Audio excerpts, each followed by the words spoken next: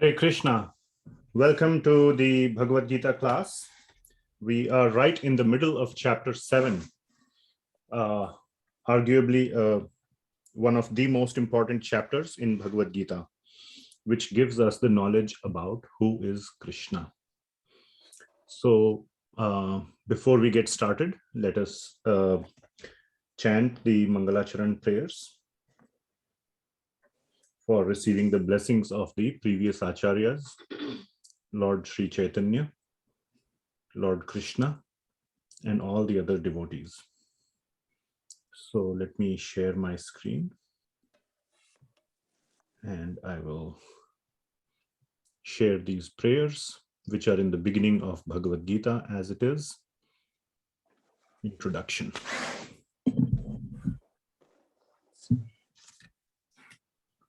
Om Ajnanatirmirandhasya Jnananjanashalakaya Chakshurunmilitam Yena Tasmai Shri Gurave Namaha. Shri Chaitanya Manobhishtam Sthapitam Yena Bhutale Swayam Rupa Kadamahyam Dadati Swapadantikam Vandeham Shri Guru Shri Yutah Padkamalam Shri Gurun Vaishnavamscha Shri Rupam Sagrajatam Sahagana Raghunathanvitam Tam Sajivam Sadvaitam Savadhutam Parijana Sahitam Krishna Chaitanya Devam Shri Radha Krishna Padan Sahagana Lalita Shri Vishakhan Vitamscha Nama Om Vishnu Padaya Krishna Pristhaya Bhutale Srimate Bhakti Vedanta Swami Niti Namine Namaste Saraswati Devi Gauravani Pracharine Nirvishesha Shunyavadi Paschatya Deshatarine He Krishna Karuna Sindho Dinabandho Jagatpate Gopesha Gopika Kanta Radha Kanta Namostute Tapta Kanchana Gaurangi Radhe Vrindavaneshwari Vrishabhanu Sute Devi Pranamami Hari Priye Vanchakalpatarubhyascha Kripa Sindhubhya Evacha Patitanam Pavanebhyo Vaishnavebhyo Namo Namaha Jaya Shri Krishna Chaitanya Prabhu Nityananda Shri Advaita Gadadhara Shrivas Adi Gaur Bhakta Vrinda Hare Krishna Krishna Krishna Hare Hare Hare Ram Ram Ram Hare Hare. Srila Prabhupada ki jai. Okay, very good. So we will resume our study of Bhagavad Gita Chapter 7. A very, very, very important chapter. And so far we are up to verse number 12. And we have already spent, I think, 3 classes on it, 1 to 3, 4 to 6, and then 7 to 12. In the last discussion, which was extremely important, Lord Krishna described who he is in reality. In actuality, he is the maintainer of the entire universe, the invisible maintainer, Sutre Manigana Iva. That's a very, very important phrase, which is in 7.7, where Lord Krishna says he is like the thread, the sutra of a necklace. It is the one which is holding the whole necklace together, yet we cannot see it. All we see is the beauty of the necklace, but without the sutra or the thread within the necklace would not be a necklace. And we had a long discussion on many scientific topics, and I kind of made it science heavy, but don't forget what was the purpose of that discussion. The purpose of the discussion was to show in an objective manner. Please pay careful attention here. The purpose was to show in a very objective manner, and objective I say as even in our current modern scientific understanding, which we call as very objective. Science is objective and doesn't care for religion or color of your skin or anything. Science is very objective and rational. So even as per the modern scientific understanding, to figure out the nature of reality, the underlying truth, the utmost, deepest truth of how the world works is also very hard to understand. That was the whole point of the discussion, that just to understand how this world works is not easy. Of course, a lot of advancement has been made, but we discussed all these various levels of theories. Like for gravitation, we discussed Newton's theory, then we discussed Einstein's general relativity. Now there is the sort of the quantum gravity theory, which proposes things like gravitons, which we discussed we have no hope of ever detecting or seeing with our eyes. And we don't know whether that is true or false, but that is what is truly giving gravity its force, so to say, as per the modern understanding. And big scientists and intelligent people are trying to do research on those fields.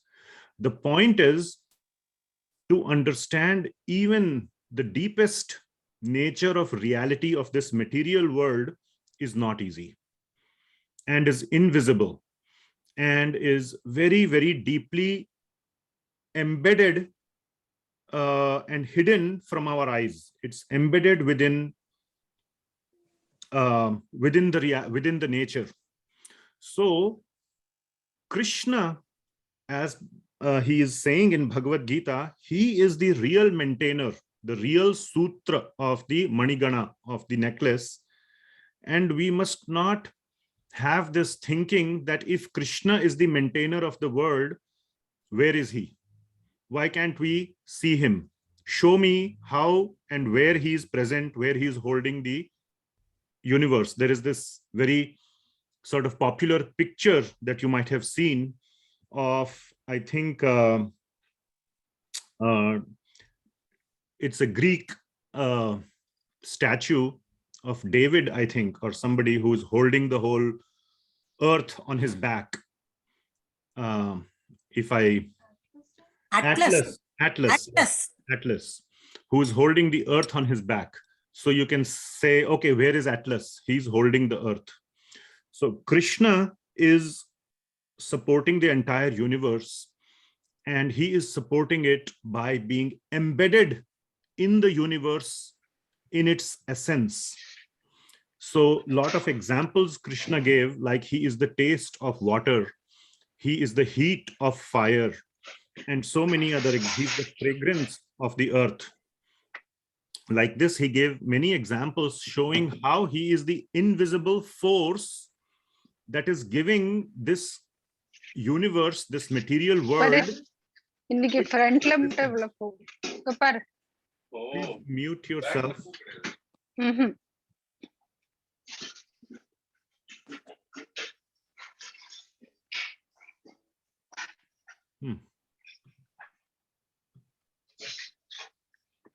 I can't seem to mute this person.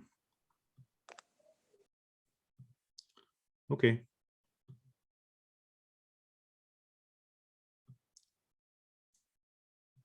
One second.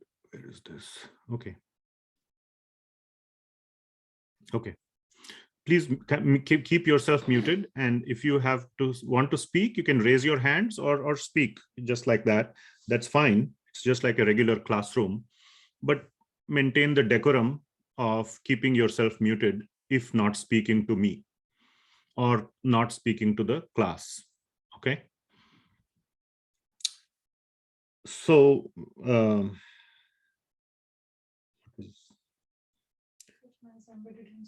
he has embedded himself in the whole universe and is maintaining the whole universe. And he is therefore present in this whole universe. And we will see how he is present in more detail in the upcoming chapters. And he has already explained how he is the essence of everything. He gives this whole material world its form. Just like a necklace or the string gives the form to the necklace, it becomes like a nice parabola or nice, nice necklace. It's because of the string. So like that, he is giving form to this entire universe, to the entire matter. So this universe is existing because of Krishna being embedded in the universe, and yet he is invisible to our eyes. Now Krishna will answer the question, why is he invisible to our eyes? Why we cannot see him in this material universe, even though he is supporting this universe. So that is verse number 7.13. I will share the screen.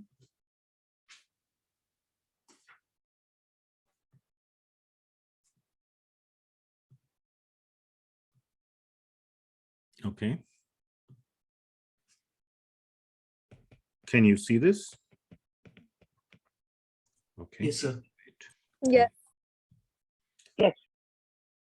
Okay. So 7.13. Why we cannot see Krishna in this world, or we can say universe,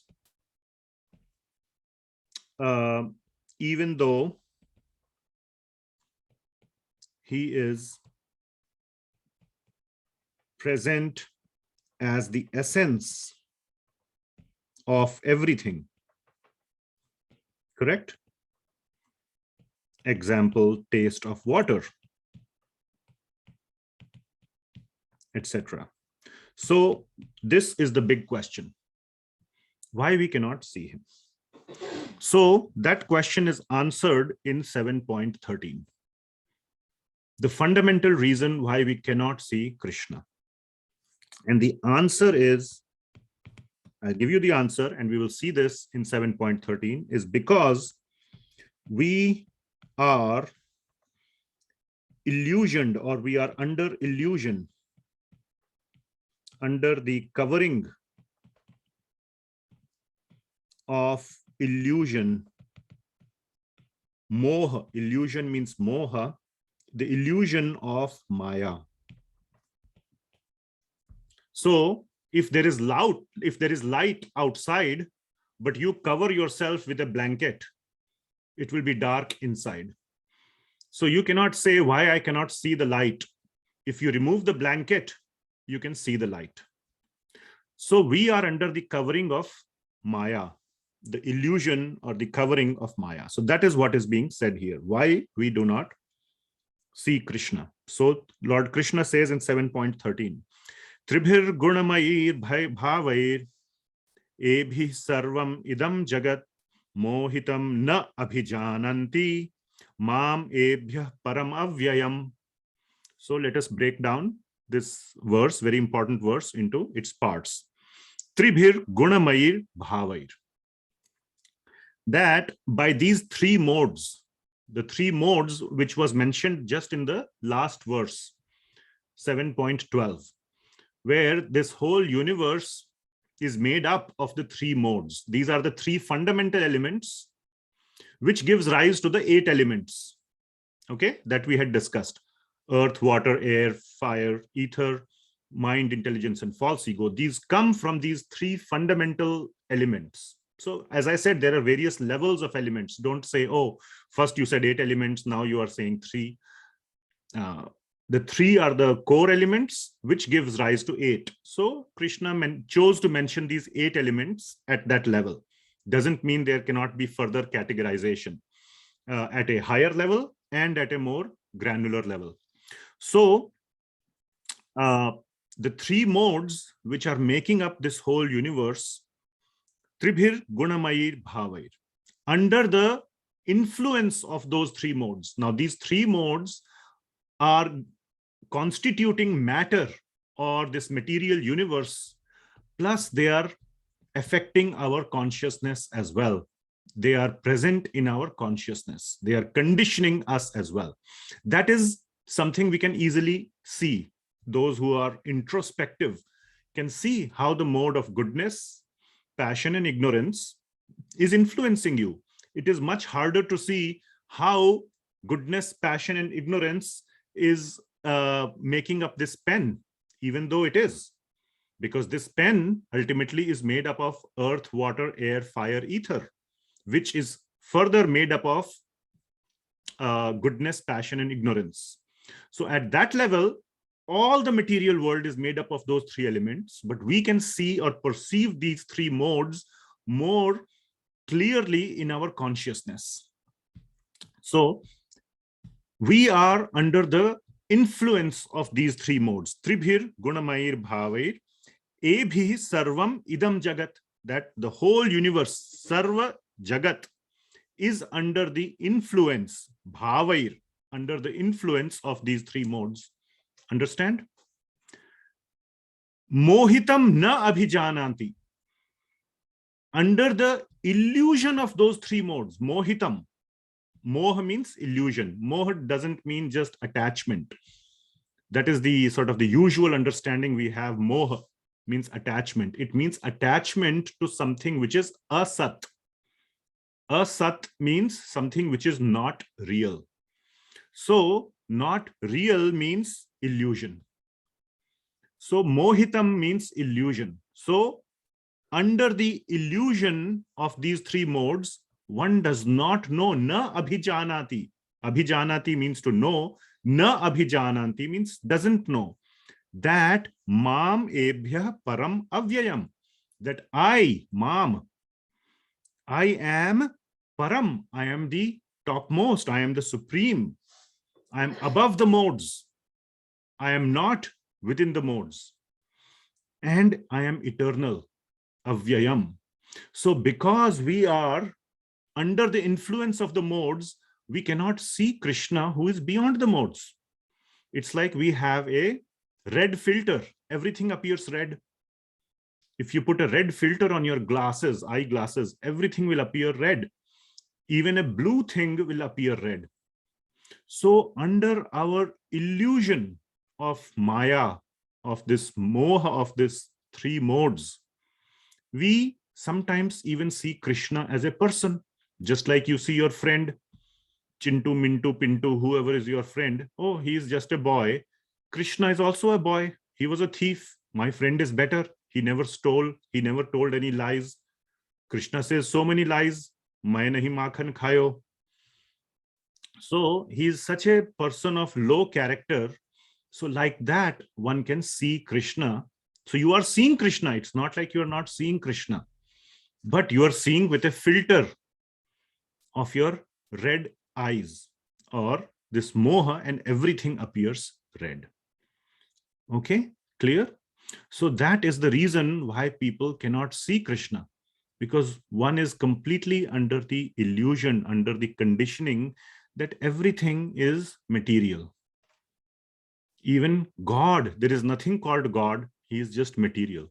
Whoever we call Krishna may be a great person. We see great people, like we have Mahatma Gandhi, we have Martin Luther King, we have all these other, Abraham Lincoln, whoever, so many great people in this world. If you go back in the past, there was King Ashoka, and so many other great people have been there. Krishna is just like one of them. Great man, but not God. So there can be varying levels of understanding of Krishna that people may have, but all of that is arising from one's conditioning, one's programming in the material world, where everything appears material. We attach a materialistic meaning to everything. So we are so engrossed with only the materialistic interpretation that we cannot see the spiritual. There is a very beautiful verse in just the... to add, yeah, Prabhuji, just to add, this was, I think earlier, I had asked this question to, Lord Krishna himself, and in the dream, actually, means the answer what I got actually, means how it has come, the God himself, erase the memory. Sometimes, if you're a true devotee, you might have already seen the Krishna. And then the example he has given, like, if you see Mother Yashoda, when he was eating the mud, actually, she saw the universe and everything, and many times, he has shown his original form. But the next moment, he has erased that memory. So that is the answer. What I got it in the dreams. When I asked this question to Lord Krishna himself, actually. Okay. So just to kind of clarify what he's saying, Mother Yashoda is, I just want to put my layer of explanation. Mother Yashoda is in a totally different category. Mother Yashoda is a pure devotee of Krishna. And we will come to that again a little bit later. But there is a completely different reason why Krishna erased the memory of Mother Yashoda. What he's saying is there is an instance, or there is a episode that happened when Krishna was present in this world, that he was eating mud. And Mother Yashoda asked him, "Are you eating mud?" After, some coaxing and cajoling, he opened his mouth to show. First he said, "No, I'm not eating mud." Then when Mother Yashoda forced him, then he opened his mouth, and Mother Yashoda saw the entire creation, not just one universe, many, many universes just within the mouth of Krishna, because everything exists within Krishna. And when she saw that, she fainted and fell down. When she regained her consciousness, Lord Krishna made her forget what she saw. It is not that she was under Maya or illusion. She could see the reality that everything is within Krishna, which is absolutely the correct understanding. However, Krishna made Mother Yashoda forget what she saw. Why is that? Because he did not want Mother Yashoda to change her bhava, her mood of a mother, which is known as the Vatsalya bhava, to Aishwarya bhava. Aishwarya bhav means that of awe and respect, awe and reverence. If Mother Yashoda comes to know that my little boy is the Supreme Lord, then she will not be able to behave with him like a child. And Krishna did not want to lose that relationship with Mother Yashoda. That is why he made her forget what she saw, so that she can continue in her motherly behavior with Krishna, which is what Krishna wanted to enjoy, a motherly relationship with Yashoda. Okay, so that is a completely different understanding. Mother Yashoda was not under the illusion of Maya or Moha at all. And we will see that pure devotees, the Shuddha Bhaktas, are never under any illusion. So they are in the correct understanding that Krishna is everything. So Mother Yashoda knew very well that there is nothing in this whole universe other than Krishna. She was ready to give up her own life. Her whole life and soul resided in Krishna. Every time she used to even hear that something happened to Krishna or something may happen to Krishna, she would faint. She had so much love for Krishna. So she may not have the theoretical understanding that Krishna is everything. He is the taste of water. He is the heat of fire. He is this, he is that. She may not have that theoretical understanding, but her whole consciousness, her whole existence is present only because of the love of Krishna. That is what it boils down to. So she is a pure devotee and not under illusion. So I just wanted to categorize that most, or we can say us and Mother Yashoda. Okay, we are under illusion and Mother Yashoda is not under illusion. And when we say illusion, we mean material illusion. So she's not under material illusion. She is under, what is she under? Spiritual illusion. If Vatsalya bhava. if it can at all be called as illusion, she is under spiritual illusion. That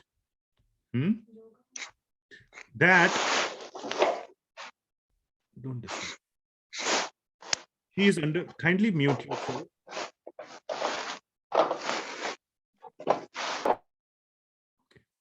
She is under spiritual illusion that this Krishna is my little boy and my whole existence, my whole life is to love Krishna.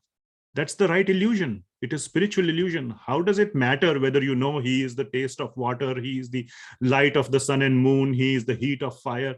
All that is not needed.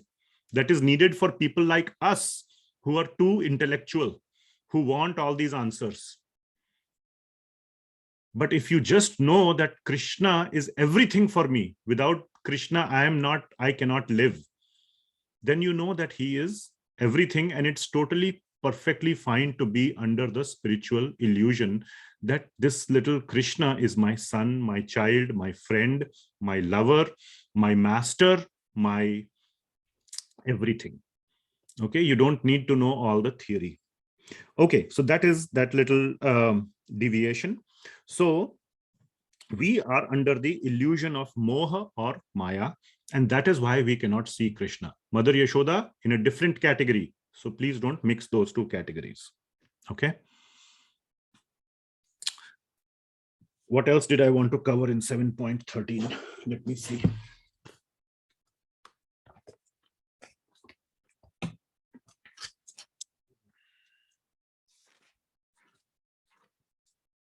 Yeah. Okay. So is it clear why we cannot see Krishna, even though he is present everywhere as the essence of the whole world? Because we are under our own material illusion, always busy in bhoga, enjoying the world. So where is the time? Where is the consciousness? Where is the feeling to even understand Krishna? And we are just busy. We have no time for Krishna, and therefore we cannot see Krishna. We cannot understand him. That is the short, practical answer. Can you find that verse, Premanjana Churita Bhakti Vilochanena? I want to show that. Okay. So in the Brahma Samhita, there is a very beautiful verse called Premanjana Churita Bhakti Vilochanena. Which one is it?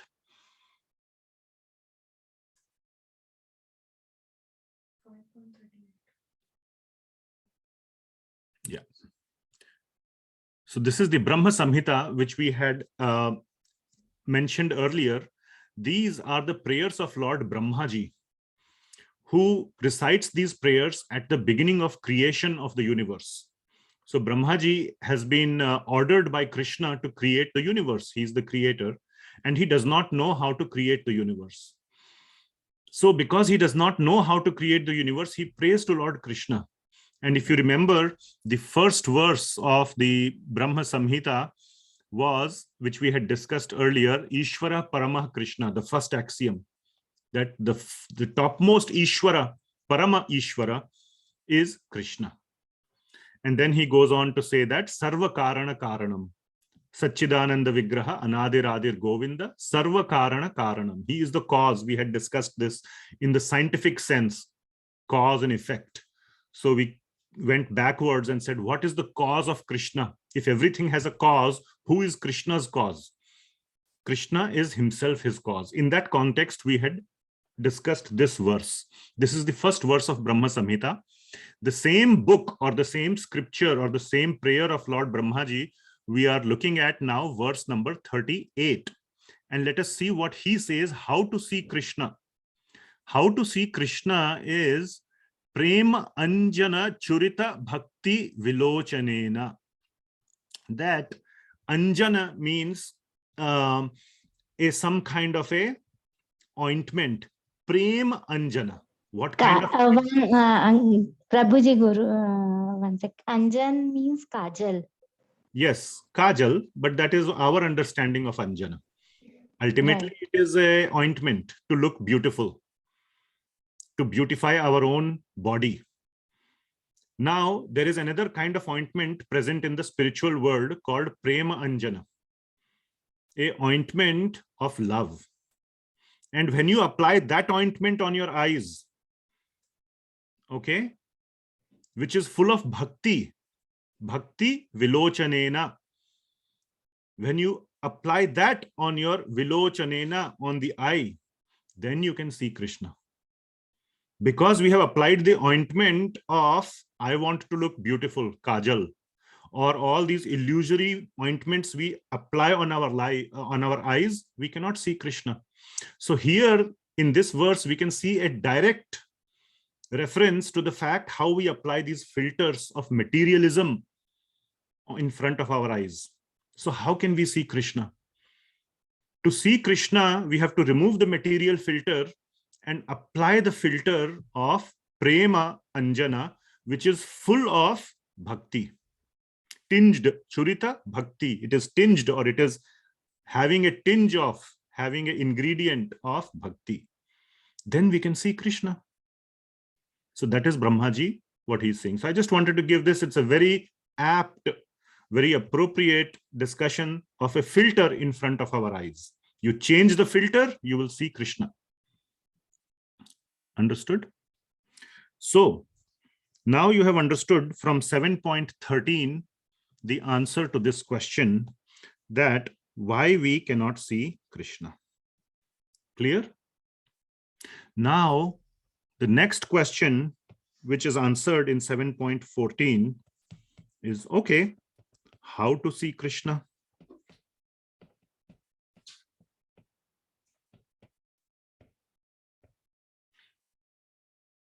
We understand why we cannot see Krishna. The answer is almost obvious from there. You remove the reason why you cannot see Krishna, you will see him.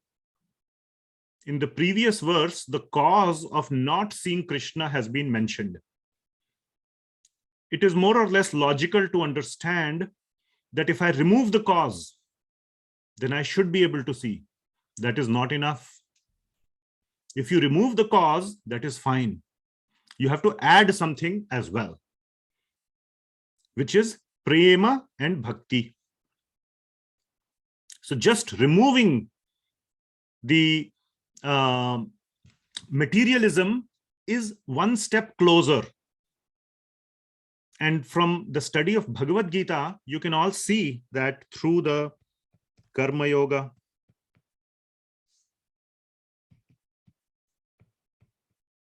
then we have jnana yoga, then we have dhyana yoga. We have gone through all these things. Karma yoga is chapter 3, jnana yoga chapter 4, dhyana yoga chapter 6. We have gone through all that. All these are removing the layer of materialism. They all talk about that, how to remove the materialistic consciousness. Now, chapters 7 to 12 are talking about Bhakti Yoga. So you need to also, plus, you have to remove materialism and you have to add Bhakti or love for Krishna. So it's a two-step thing. So in 7.13, we understand this part, that we are so much in the materialistic consciousness, we cannot understand Krishna. 7.14 is going to tell us this. Add love. Okay, so that is 7.14. How to see Krishna? This is the answer. What is the answer? Remove materialism, add bhakti. Step A, step B. Clear? Remove materialism, add bhakti. 7.13, 7.14. So let us see 7.14. 7.14. Very, very, how many times should I write very? 5 times, okay? Important verse. Very, very, very important verse. In fact, till this point in Bhagavad Gita,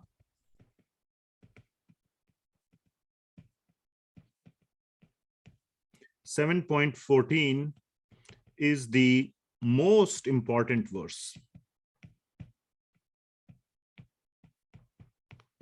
so far. So let us see what 7.14 has. Daivi hi esha gunamayi mama maya duratyaya mam eva ye prapadyante maya metam tarantite. So here Lord Krishna is, now there are several important points to be made about this verse. We can spend the whole 2 hours talking just about this verse, but we will try to move fast. Daivi hi esha gunamayi. This Mama Maya. So we'll first focus on that line. Mama, what Lord Krishna is talking about is Maya, which is another name, not another name. See, there are various levels of constitution. Maya is this whole material universe, which is made up of the three modes.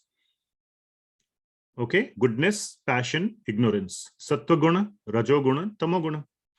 So that's what Lord Krishna is saying, that this Maya, Mama Maya, which is made up of Gunamayi. It is Gunamayi, which is Gunamayi means made up of the three gunas. So this Maya is made up of the three gunas. And it is my Maya, Krishna is saying, Mama Maya. And it is Duratyaya. Duratyaya means very hard to overcome. Duratyaya. Please mute yourself. I'm not sure why you keep unmuting.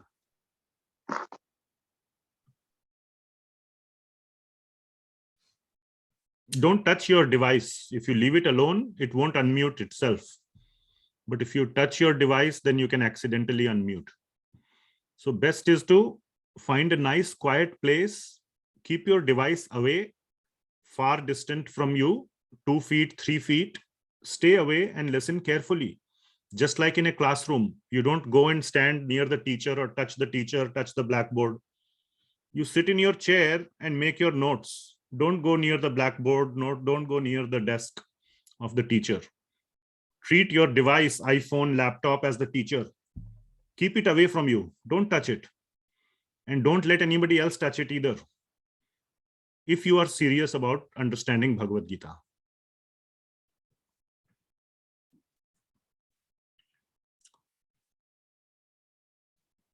What were we?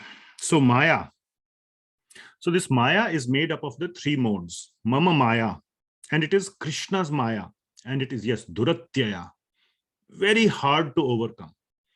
Why is it very hard to overcome? If somebody asks, we can go into a detailed discussion. Somebody asked one time, why Krishna has made Maya so hard, so Duratyaya? He could have made it softer, easier to overcome, isn't it?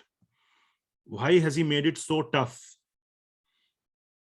It is like a jail. Why he has made such a strong jail? If he made a little weaker jail, we could have come out of the jail more easily. We could have broken the jail or whatever, maybe, done with it and come out. The idea is to come out of Maya. Everybody knows I want to come out of Maya, isn't it? When I come out of Maya, I will find Krishna.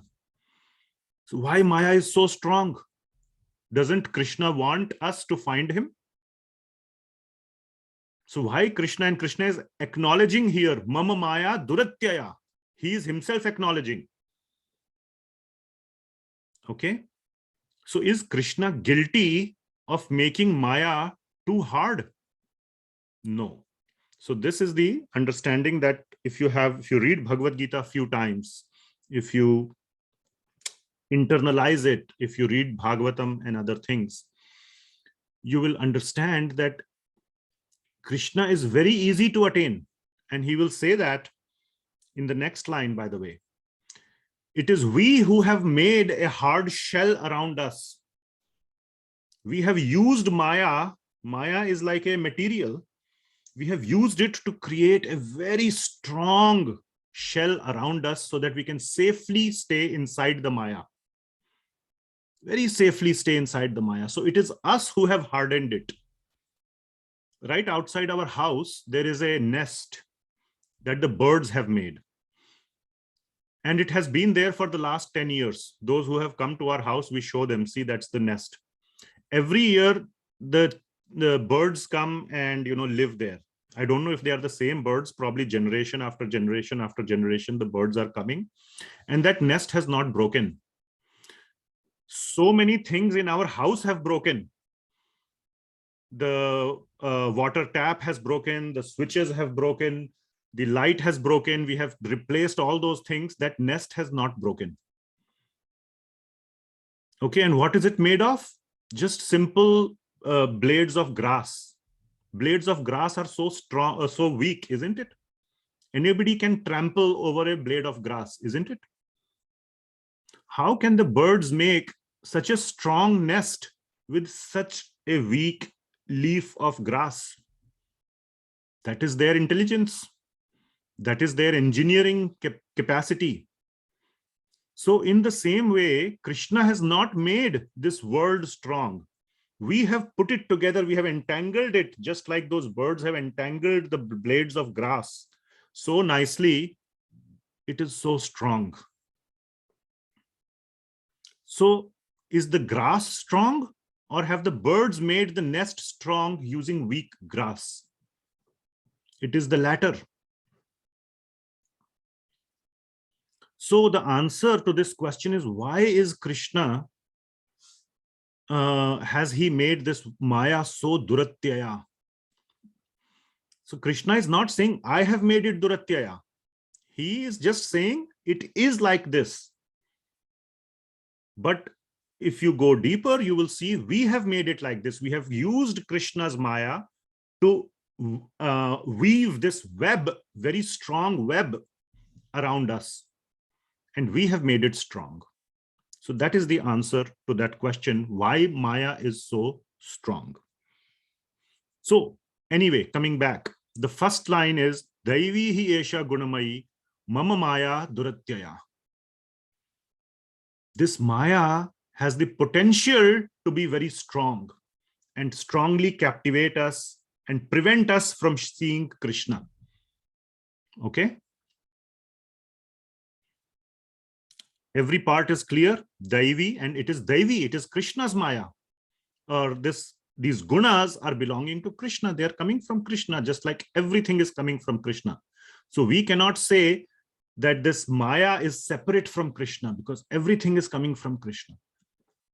So even Maya is coming from Krishna. So Daivi hi esha gunamayi mama Maya duratyaya. Do you want some more discussion on this Maya? I have like almost 10-15 pages we can talk about of notes. That's why I said on this first half line itself, we can spend a lot of time. And so many points I want to say, but I'm having to curtail myself to make progress. So I'm debating parallelly in my mind how much to go into it. We need little more of, Sorry, say that again. little more of Maya. I didn't hear the first few words. Little more of Maya. Can you give little more of Maya? Okay, okay, sure. Thank you. So, fine, some more minutes. So, we wanted to enjoy separately from Krishna in the spiritual world. In the spiritual world, it's like a small child in his father's house. He's having all the facilities. One fine day, out of some reason, what is that impetus? We will not go into right now. That's another 2 hours of discussion. How we get that impetus to separate from our father. If you are totally happy with your father, why would even the thought enter in your mind, let me separate from my father? But let us just say, make that leap of faith that the thought comes, how nice it would be if I can become the father. My father is the big boss of the house, but I am very happy. He doesn't deny me anything. I'm so happy with my father, but how would it be if I become the Lord? I want my own universe. And we can understand this thought. Everybody wants like that. Employee wants to think, I want to become the boss. I want to become the CEO. So they leave and they want to do something. So that propensity is there within our heart. So we leave and we want our own little house. But our father is so kind, even though his heart is broken because we leave him or we want to leave him, he says, okay, no problem, my child.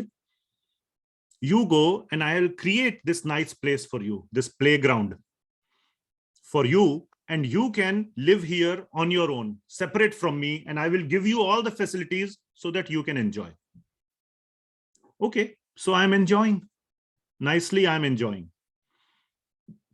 Then what happens? There are other children also of the father. Now, by the way, we are like the children and father is Krishna. So I hope you all understand that. Other children also demand the same thing from the Father. So Father has given all of us the facility. Then greed takes over. Slowly, this is the conditioning over lifetimes. It doesn't all happen in one life. Slowly and slowly and slowly, this develops. We become used to, that is called conditioning. We become used to material enjoyment. And then whatever has been given to us as our quota is not enough. And we want to encroach on another person's quota. And that is when the problem begins. So it is possible to stay more or less happy in this material world.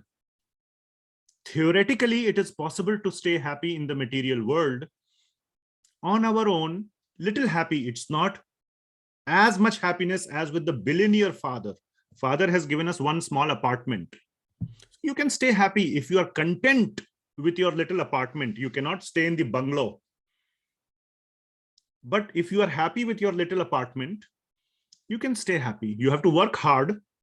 Krishna is working hard. He's maintaining the whole universe. Of course, he's very powerful, so he does not have to work as such, but he is maintaining the whole universe. You have to maintain your little apartment. But what you want? Lowest amount of work, least amount of work, maximum amount of enjoyment. That is everybody's conditioning. And then you think how nice it would be. My neighbor has done a lot of hard work. Let me just go and take it from him. I will steal his hard work. So I don't have to do work, but I will have the enjoyment. That is like taking claim on someone else's quota. And that is when the problem begins. So Krishna says to Maya, Maya is Krishna's servant. That is where the word mama comes. Mama Maya Duratyaya. This Maya is my servant. It is mine. But it is like a tough servant. Like a police. Policemen are tough. If policemen are very like Mother Teresa, like a non-profit organization, then the city, there will be chaos, isn't it? So police cannot operate like a Red Cross or whatever, charitable organization. It has to be tough. So Krishna employs this tough version of Maya and says, you go and make sure that these people or my children don't fight with each other. They don't encroach on each other's property. And Maya makes us do that. That's all. That is Maya. Now we are so conditioned to encroaching on other people's property that we keep suffering, but we don't learn the lesson. We go to jail. Maya makes us like the police, makes you go into jail. We come out of the jail. Again, we encroach. So that is called suffering. That is law of karma. Who is enforcing the law of karma? Maya Devi.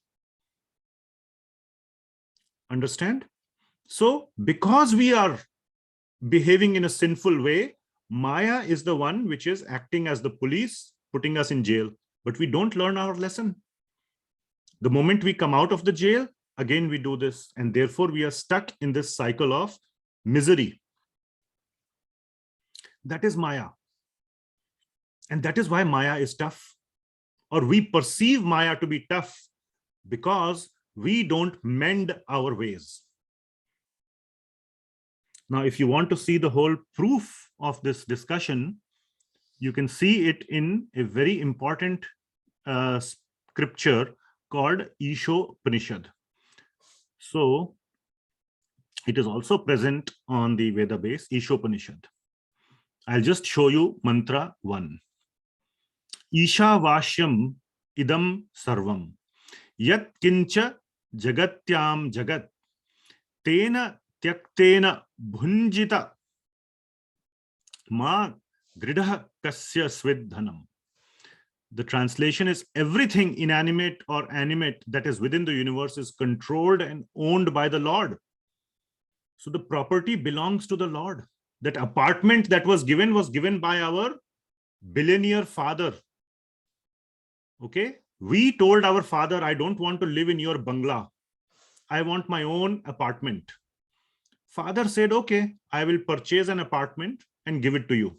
So who does the apartment belong to? To you or to the father? To the father.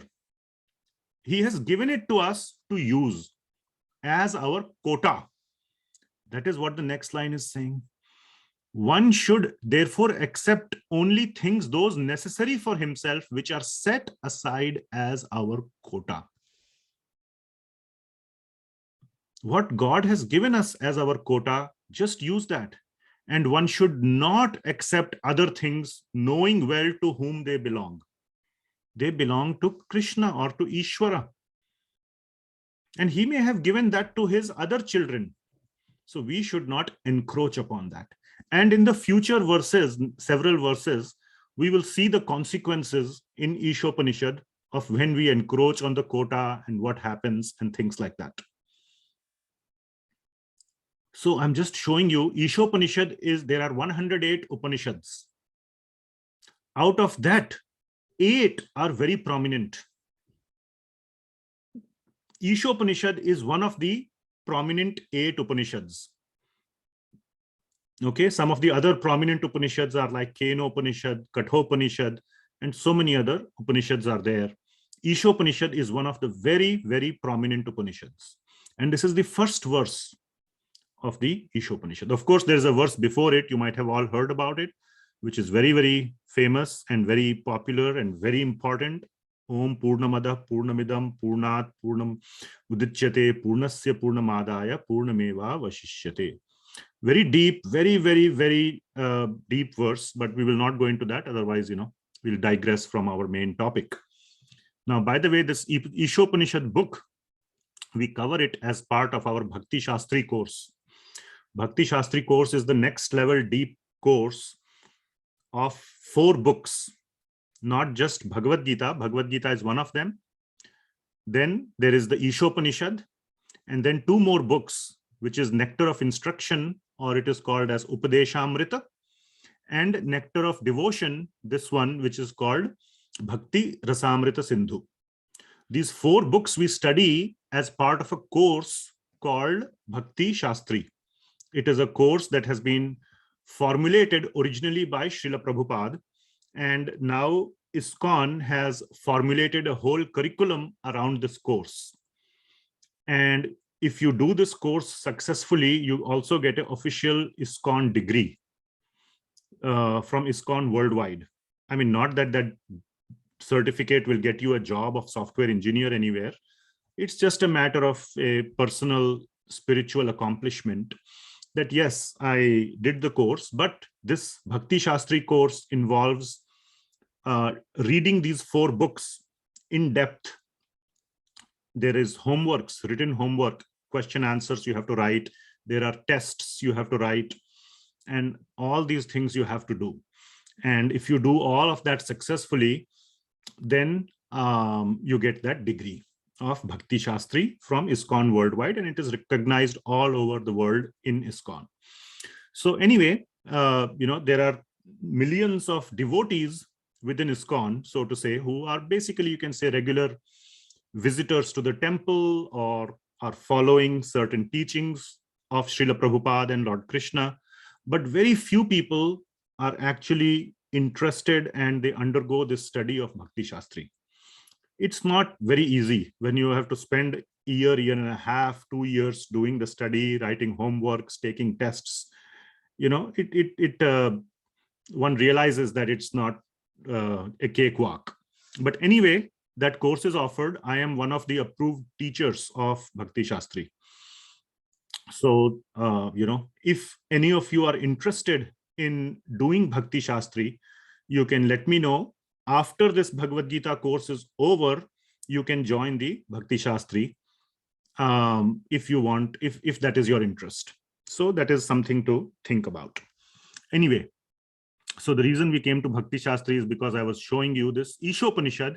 And the reason I was showing you the Isopnisad was because I wanted to explain the concept of Maya. Somebody said we want to understand Maya little more. So anyway. The Maya is, are you personalizing the Maya? So Yes, you are telling Maya. So I thought the Maya is a invisible and it's a subtle one, which we can't see, but it's with us. But you are now you're personalizing. You're yes, forming absolutely. Maya Devi. Absolutely. Maya Devi is a person, and her laws are Maya, which are being enforced by her agents and by the material world itself. Like there is police, there's a chief police, police chief, chief superintendent of police, we call, right? Then he has his whole army of policemen. Then he also has the various tools. He has video cameras, he has radars, he has all these things to help him to do his job. So Maya Devi is absolutely the personalization of Maya. And that's the wrong way of saying it. It's as if the Maya existed first. Now we are somehow just putting a person on top of it and calling it Maya Devi or calling her Maya Devi. No, Maya Devi is a person. She is a devotee of Krishna. Now we have discussed this in previous chapters, that she is a Devi. There are Devis and Devatas, and we said, what is the purpose of Devis and Devatas? To administer the material universe on behalf of Krishna. So Maya Devi is just one of the, and by the way, Maya Devi in the material world is none other than Durga Devi. So she is the ultimate controller of the material world, but she is none other than a great, great devotee of Lord Krishna, who is But carrying out the laws of Lord Krishna in the material universe as Maya Devi. so Krishna is the controller of the whole thing. Yes, Krishna is the ultimate controller, yes. But he has delegated the task of actual controlling to Maya Devi. So What Maya is is an hard to illusion. understand? Maya is an illusion, but it's not a not a virtue. It's not a wise thing, not a wisest or sin. You are considering Maya to be something abstract or something impersonal. Okay? And that is because of a preconceived notion that you may have that Maya is something abstract. It's some kind of an invisible force that is Right. making us do things which Illusion. are probably either sinful or not so good or non-devotional or whatever it is. But Maya is absolutely a person. Okay. And if you read the Srimad Bhagavatam, now in Bhagavad Gita, all these details are not covered, but every single detail is covered in Srimad Bhagavatam. Oh, I see. And if you go to the section where in chapter 2 or 3 of the 10th canto, which is covering the episode of the birth of Lord Shree Krishna. And there, when Lord Krishna is about to kill the 8th child, the supposed 8th child, which was a girl, which had been exchanged by Vasudeva with Lord Krishna, that child slipped from the hand of Kamsa. And that girl child was none other than Durga Devi. And she appeared as Durga Devi in front of Kamsa. And there in the Srimad Bhagavatam, it is written that Maya is none other than Durga Devi in the verse. And we had covered this a long time back in our discussions many years ago. We can cover it sometime in the future as well. And I think we covered it recently as part of the Janmashtami discussion also, when we were describing how Lord Krishna was born. And there is a nice picture also that devotees have drawn. Maybe I can search for that picture and show you. Kamsa Durga. Let me just search for it. Yes, right here, the first picture, if you see. This is the picture. This is Kamsa. And when the girl child slips from the hand of Kamsa and she takes this form of Durga, And Kamsa recognizes Mother Durga. He doesn't know who is Krishna. That's because he's demon. But he recognizes Durga, and she makes this prediction that you will be killed. And the person who will be killing you is Krishna himself, and he has already, he's living somewhere else. And you can go through the Srimad Bhagavatam, and all these details are covered there. Okay. So anyway, do not don't be too attached to your existing understanding. Try to get the correct understanding from Shastra. There is so much of hodgepodge understanding that we have from reading comic books or watching TV serials and many other places. So it would be good if everybody could clear up all that past understanding and simply focus on what is there in Bhagavad Gita and Srimad Bhagavatam as the most standard textbooks of Vaishnava understanding. Okay. Okay? Okay. Thank you. Okay. Put the link of the YouTube video on this. No need. Don't worry. Yeah, maybe. So my wife is saying that she will put a link of this video in the Srimad Bhagavatam series that we do on Saturdays. The Advent of Lord Krishna. We did it last year during the time of Janmashtami. So there was a whole series, 3-4 lectures we did on the Advent of Lord Krishna. As part of that, we definitely must have covered this story of how the girl child slips from the hands of Kamsa and attains or shows him the her form at the real form as Mother Durga. Okay, let's move forward. Now comes so we had some discussion on Maya. Now comes this understanding. 7.14, we discussed A and B. Now comes the essence, the main emphasis of 7.14, which is how to realize, or we can also say see Krishna. So in A and B, Lord Krishna said this Maya is very strong to overcome. But mam eva ye prapadyante. So this is the first occurrence of the word prapadyante, or even the first occurrence of this notion, this concept of surrender. Prapadyante means surrender.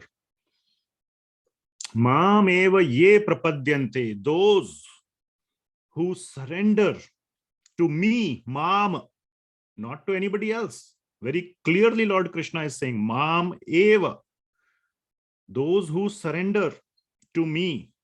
And this surrender is not a surrender out of fear.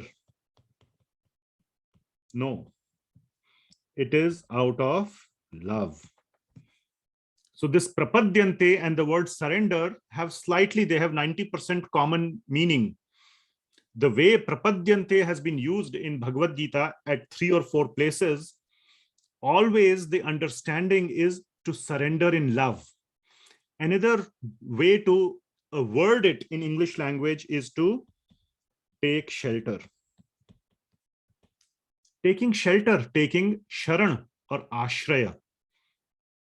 Taking shelter in love, in the mood of that, I need your help. So nobody is forcing. Out of fear means somebody is forcing you. If you don't take shelter, I will do this to you. No. If you don't take shelter, you are free to do whatever you want. But because of the greed, because of this propensity to encroach on others' property, you will invariably get yourself into trouble. That is the point. Krishna, God never says, if you don't surrender to me, I will put you in trouble. God is not like this cruel person or this sort of a, what should I say? A very sadistic, yes, that's the right word, sadist person. Like a, in some psychological thrillers or some serial killer. If you don't love me, I will kill you. and this person goes around and killing people, or killing women who don't love him, whatever, some psycho thrillers. Not like that. If you don't love me, I will punish you. No, if you don't love me, you are free, but you will get yourself in trouble. And when you get yourself in trouble, the police, Maya Devi, will come and do the needful. All right. So it is not surrender out of fear. So God is not that kind of a person. So this surrender means taking shelter, that please, only under your shelter, with your care, I will be properly directed. I won't have this feeling that I need to encroach on any other's property. I won't have that feeling. I won't have that sense or bhav, because I will have unlimited love and unlimited prosperity under my father. Because under the father, you are the owner of the property. Father is very, very interested in having you enjoy all the property he has. But if you are away from him, it becomes limited. It can be very big, but still it is limited. The only limitless can be under the father. Limitless. And limited doesn't mean small apartment. You can be the owner of a whole universe, a whole planet, a whole galaxy. After some time, that will feel limited. Oh, why only one galaxy? I need 5 galaxies. Because one's greed is never enough. Okay? And that is what gets us into trouble. So by taking shelter of Krishna, that is the meaning of prapadyante. Come and live with me in love. Unite with me in love. That is prapadyante. Mam eva ye prapadyante. Maya metam tarantite. Maya metam taranti. Now, Srila Prabhupada has translated taranti as overcome.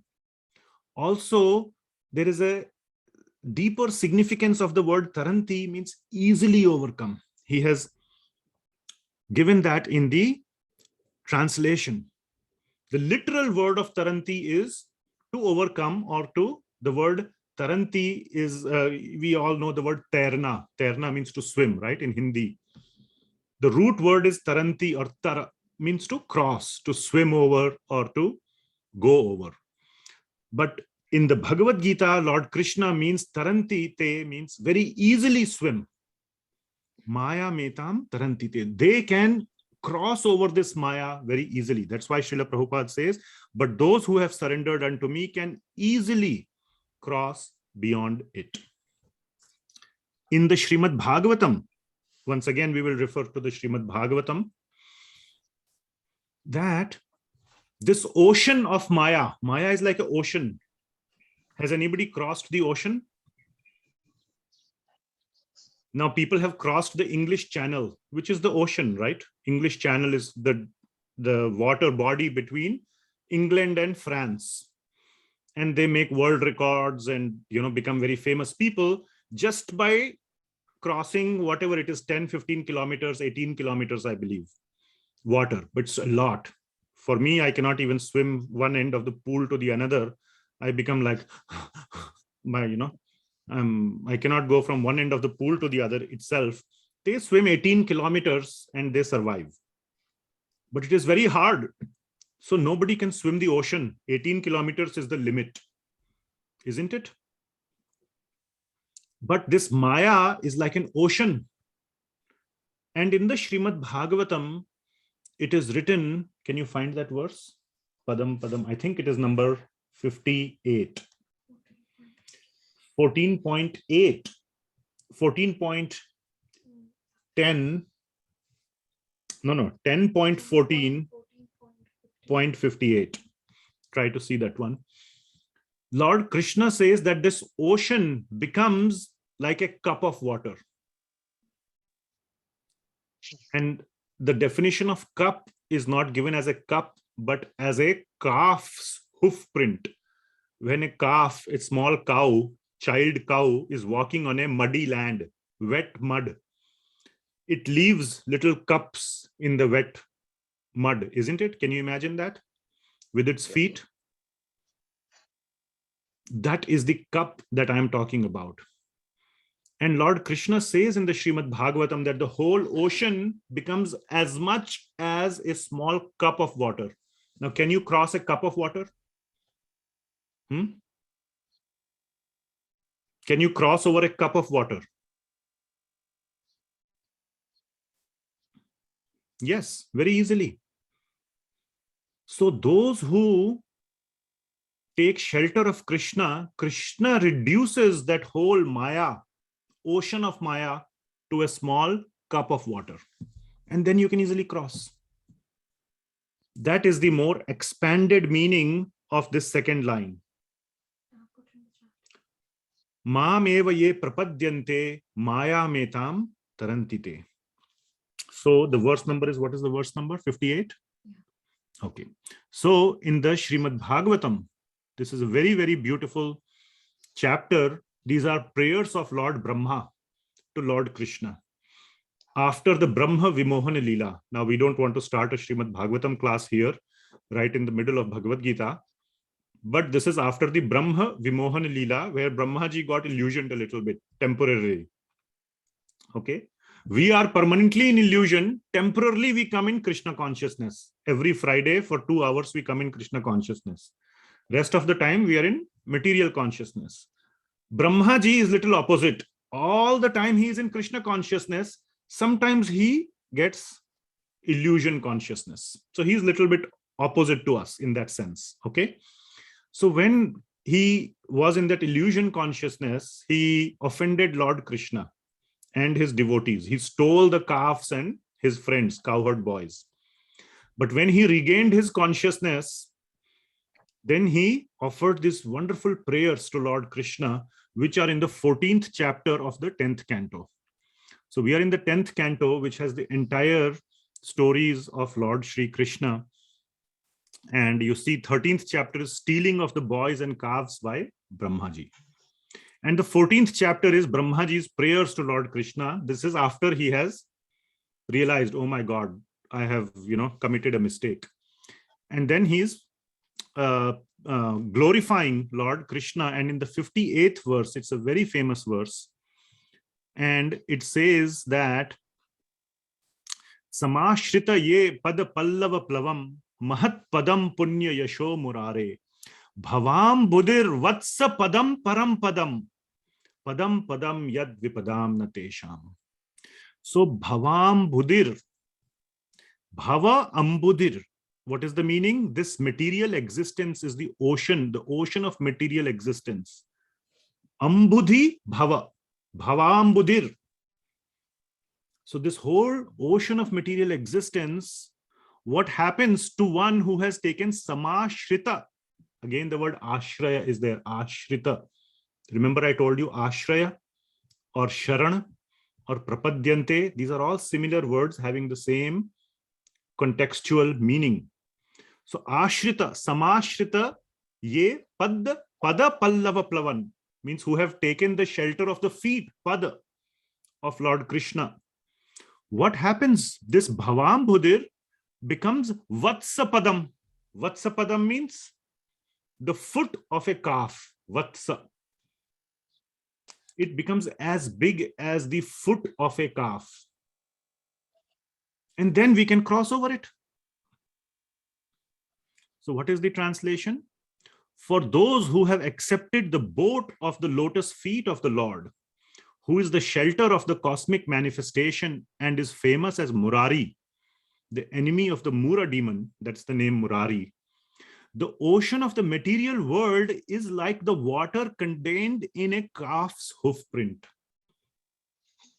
The whole ocean becomes so small. Their goal is Param Padam Vaikuntha, the place where there are no material miseries, not the place where there is danger at every step. Padam Padam Yat Vipada Natesham. In this material world, which is full of Vipada, Vipada means misery, becomes the place of bliss. Because Krishna reduces the size of the misery to a small misery.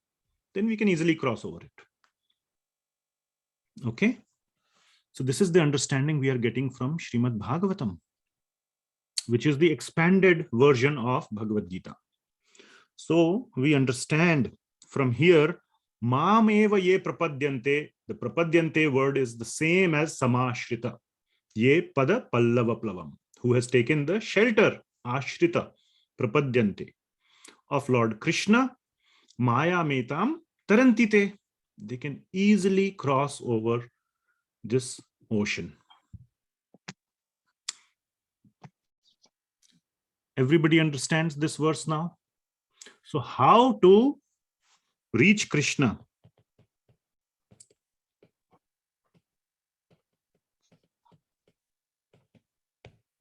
By taking his shelter. That is the answer. This is the question. This is the answer. Oops, what happened? Okay. By taking his shelter. What happens by taking his shelter?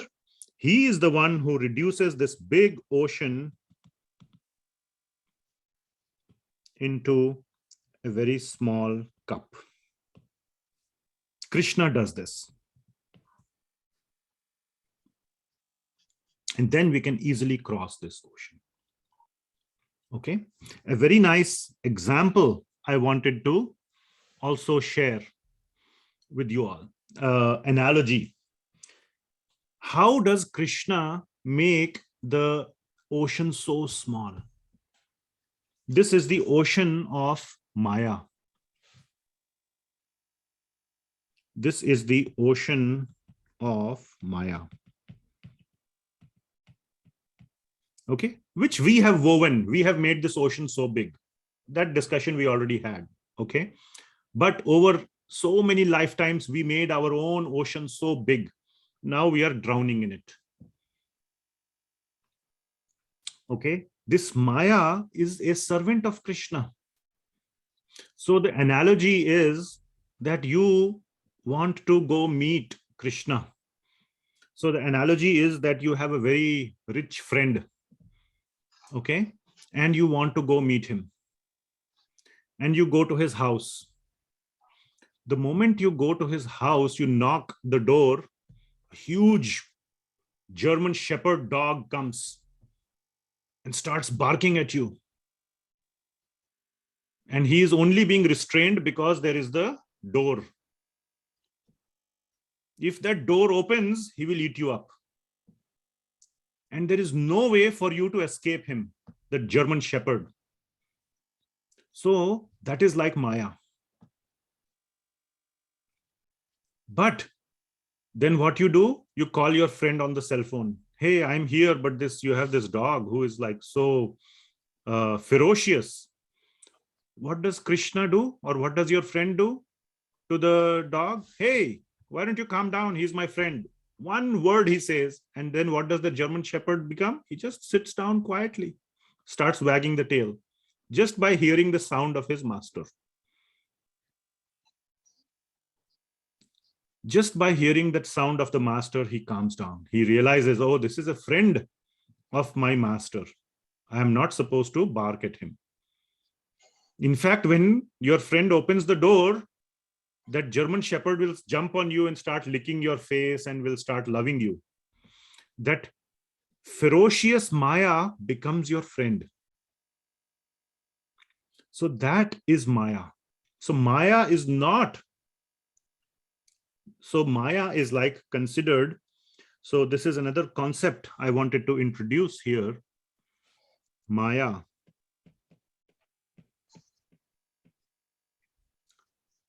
Maya is a person, absolutely a person with two personalities. It's like two sides of a coin. The two personalities of Maya are called Yoga Maya and Mahamaya. Yoga Maya is the friendly one, and Mahamaya is the ferocious one. Both are servant of Krishna. Maya is a servant of Krishna. Maya is completely in control of Krishna, just like the German Shepherd is completely in control of the master. He will not do anything unless told by the master. So that German Shepherd can be very loving and he can be very ferocious, depending on the master's direction. So this friendly Maya is called Yoga Maya. And this Yoga Maya assists devotees. And the ferocious Maya subdues demons.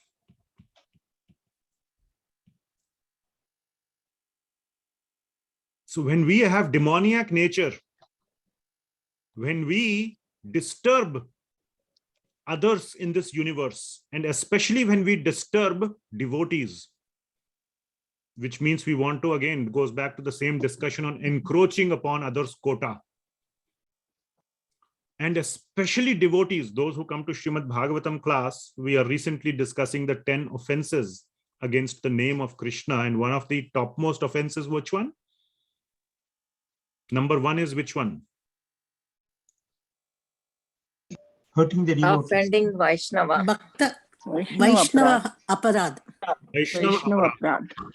Very good. Very good. That is the biggest offense. So demons, most of the 100% of the demons are Vaishnava aparadhis. Isn't it? Ravana. Which Vaishnava did he offend? Ram. No. Rama. Lord Rama. No. Vibhishan. If he would have offended Ram, he would have forgiven. He offended a devotee. Hanuman. Sita Devi. Sita Devi, yes. Who did Hiranyakashipu offend? Prahlad. Prahlad, devotee of Lord Nrsimha. So demons, they do all these demoniac actions, and then sometimes the Lord himself comes and takes care. But most of the time he sends his Maya Devi. That is the ferocious version of his servant. And for his devotees, he sends Yoga Maya to help them. Srila Prabhupada used to say that ISKCON is so nicely progressing because Lord Krishna is helping me through his Yoga Maya. Yoga Maya is the one that helps the devotees. So that same Maya has two faces, or two faces of a coin. Just like a German Shepherd. For the friend of the master, he is very friendly. He will jump on you and he will lick your face and be a friend and, be very nice. The same German Shepherd, if you try to attack the master, he will tear you up. It's the same dog, but has two very different personalities or very different approach, whether you are a friend of Krishna or you are an enemy of Krishna and his devotees. And okay, so the devotees of Krishna, even though they are in the material world, they all the time get help of Yoga Maya. All the time. They are assisted by Yoga Maya so that they are not disturbed in their bhajan. They can continue their bhajan to Krishna nicely, which means, in other words, in this example, they can continue their friendship, their love with Krishna in an uninterrupted way. And that whole thing is arranged by Yoga Maya. That is also Maya. That is the good side of Maya. So Maya is necessarily not bad. If you are bad, Maya is bad. If you are a devotee, there can be no better friend than Maya. Okay? Like Prahlad. Hiranyakashipu tried to kill Prahlad so many ways. Of course, Lord Krishna or Lord Vishnu was directly protecting him, but Yoga Maya, we can understand that Yoga Maya also was protecting Prahlad. Okay? So, that is the discussion on Mameva ye prapadyante Maya metam tarantite. Okay, let me look at my notes. I have too many notes on this topic, on this verse. So let us see what else I need to cover. Give me a couple of minutes. I will read. Till that time, you think about it, what we have discussed so far, and see if you have questions or anything. We can talk about it. And I'm in the meantime scanning my notes.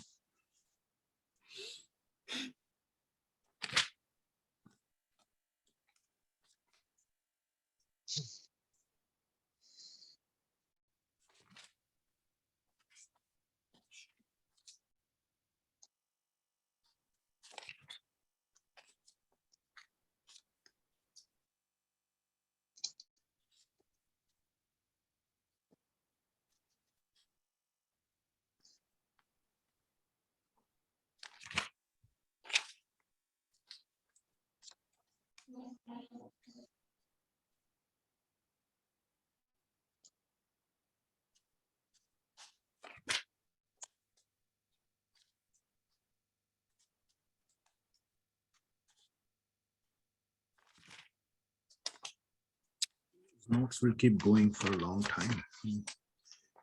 Okay, it'll take a long time.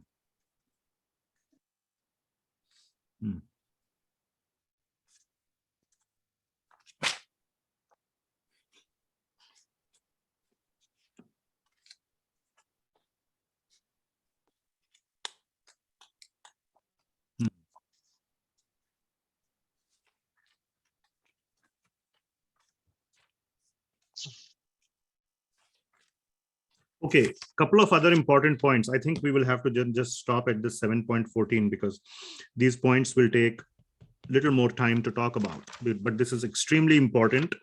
And as we said, this is an XL, double XL class, extra large size class. Next class that we will do will be a S size, small size.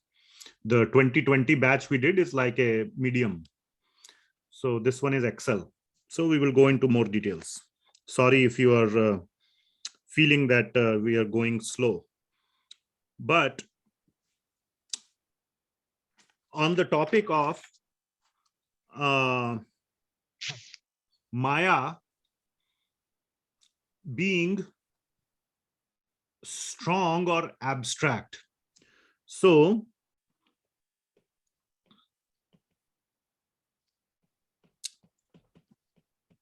abstract. Somebody was saying Maya is, so are we just personifying Maya? It is abstract. And also in this sense, not able to see the board. Can't see it. Oh, sorry. Maya is something abstract. And it is something which is external to us, in the sense that we tend to blame Maya for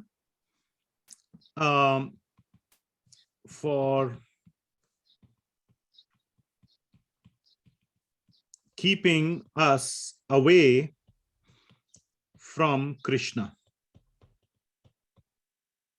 Maya, there is too much Maya. What to do? So many people say, too much Maya is around. I cannot focus on Krishna. There's too much Maya around me, as if it is something to blame on.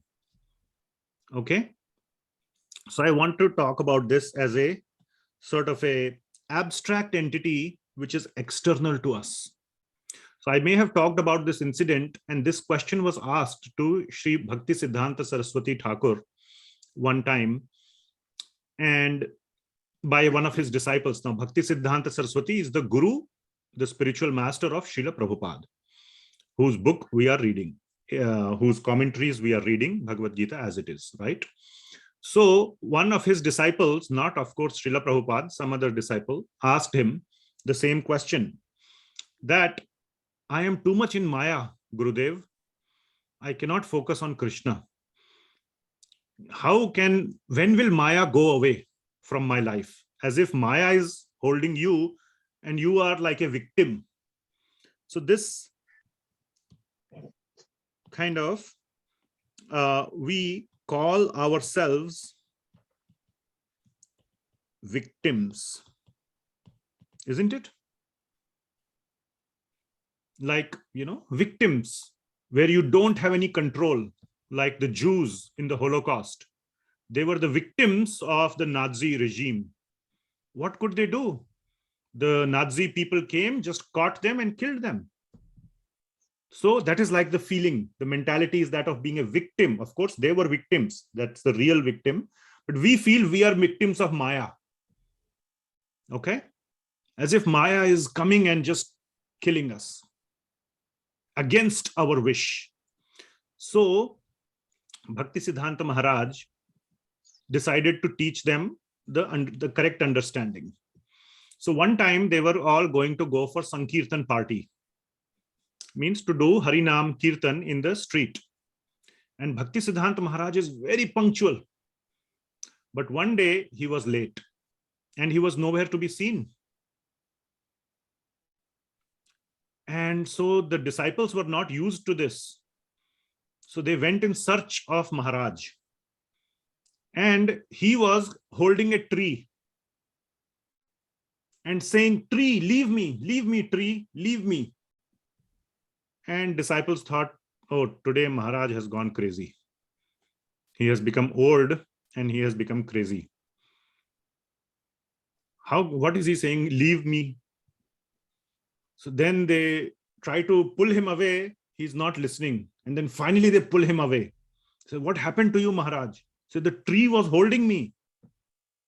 What can I do? They told him, no, Maharaj, you were holding the tree. The tree was not holding you. No, tree was holding me. So, no, Maharaj, you are holding the tree. Then Maharaj says, just like that, you are holding Maya. Tree was holding me.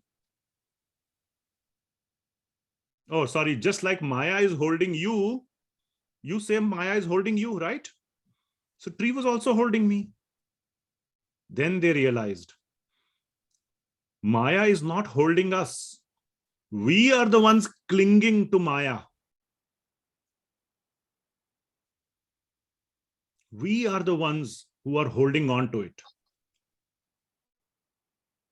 And we have become so used to the little pleasures of Maya, the small pleasures of Maya, that we have forgotten what is the real pleasure. And through Bhagavad Gita, through our acharyas, they are trying to remind us of the real pleasures. Bhaktisiddhanta Maharaj also gave a very beautiful analogy that we have forgotten what is the taste of real honey. All that we know through our long conditioning is to taste honey from the tip of a blade. So every time we lick honey, our tongue gets cut. And we are in pain, but we still enjoy the little bit honey that we get. We think that is the only enjoyment possible. And we want that. We are crazy for that enjoyment because that is the only enjoyment we think exists. So we don't even try for the higher enjoyment. If we take the shelter of acharyas, of guru, and follow their advice, we will get a pot of honey without any blades. And we can enjoy that honey as much as we want. But we think the highest pleasure is this honey on the tip of a blade. Let me just enjoy in that. That is equal to our existence in this material world. We think this is the maximum enjoyment. Today we have a salary of 5,000. If I get 6,000, I will be happy. That's all we care about. One more 1,000. Then I will be happy. So Maya is something that is not, Maya is not keeping us away. We are keeping Maya close to us because we have forgotten what can be our life without this Maya. And this Maya, when I am referring to, is this Mahamaya, not Yoga Maya, Mahamaya. Okay, so that was one important point I wanted to make. And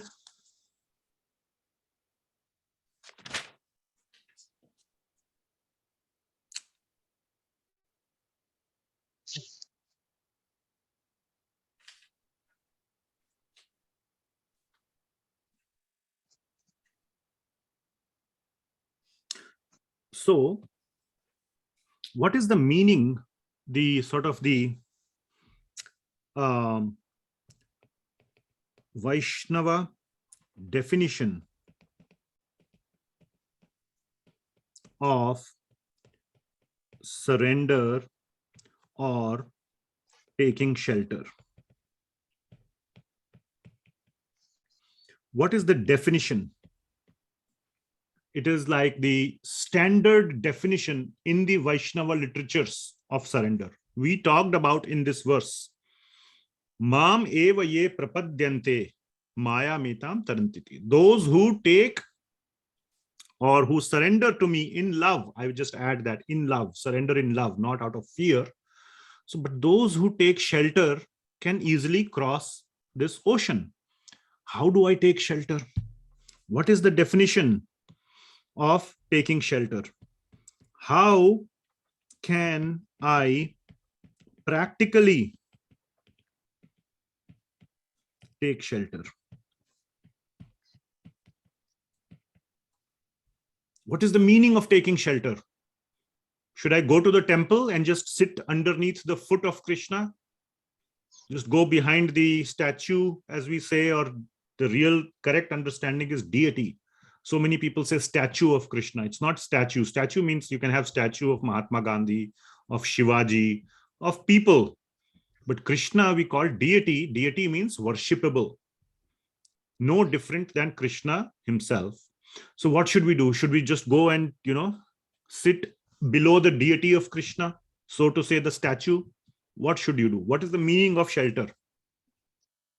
So Chaitanya Mahaprabhu gives the meaning of shelter. The practical meaning of shelter has 6 limbs of shelter.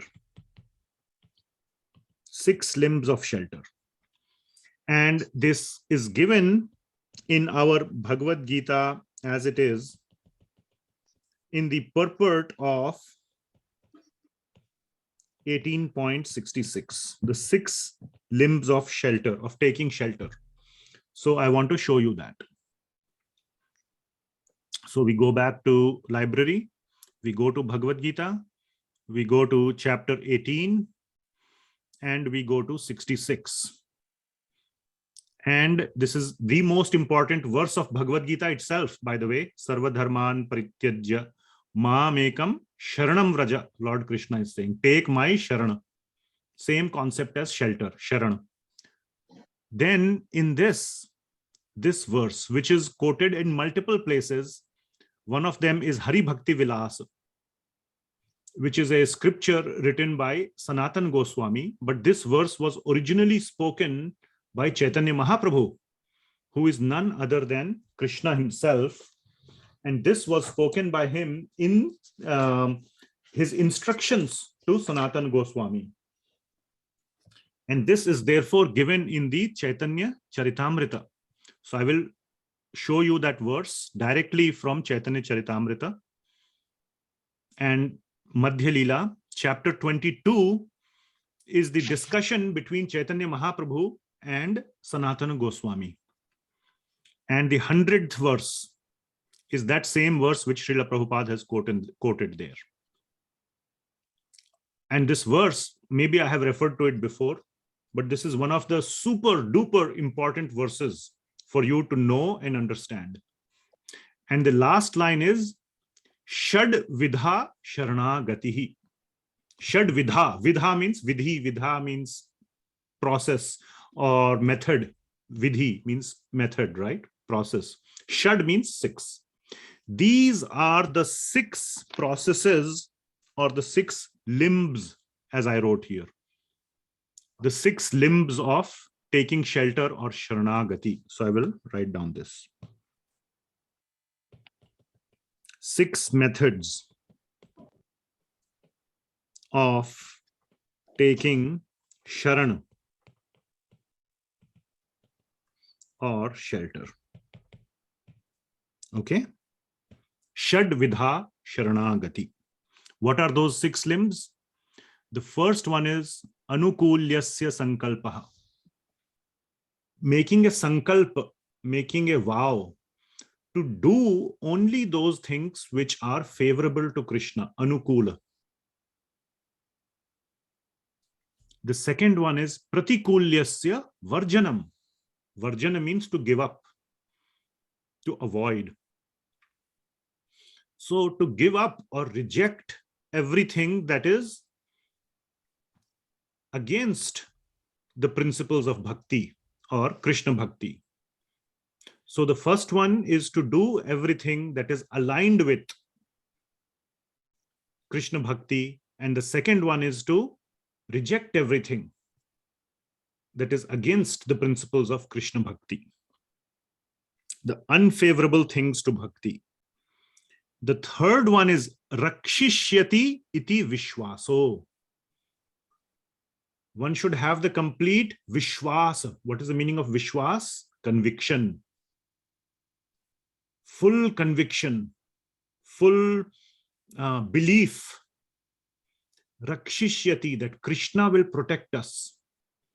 If I do the above 2 things, one should not feel afraid in giving up everything that is against the principles of Krishna bhakti, which means too much material attachment. You should give up. Oh, what will happen then if I give it up? Don't worry, Krishna will protect you. The strong belief or Krishna will protect us. Rakshishyati, raksha karenge Krishna. Krishna will do our raksha. Then Goptritve Varanam. Tatha. Tatha means and. Goptritve Varanam. Varanam means to accept. Goptritve means like a guardian, like a protector. Accepting Krishna as our guardian. Whatever Krishna gives, I am going to be happy. That's the job of a guardian, to take care, isn't it? Caretaker. Goptritve. Accepting Krishna as our caretaker. Whatever the caretaker gives is good for me. He is taking our care. So accepting whatever we get as Krishna's care. Not trying to demand from Krishna. Why you didn't give me this? Why you didn't give me that? That is Goptritve Varanam. And then Atma Nikshepa. Atma Nikshepa means being fully surrendered to Krishna. Now you can say that, oh, we are talking about the 6 limbs of surrender. What does it mean, full surrender? Here, Atma Nikshepa means putting ourselves fully in the hands of Krishna. Completely, which means letting anything happen to us. Not resisting, not manipulating, not trying to jump around, trying to protect ourselves, trying to protect our interests. Completely letting ourselves go unguarded. Forgetting our own existence as independent from Krishna. Putting ourselves like a child in the hands of Krishna.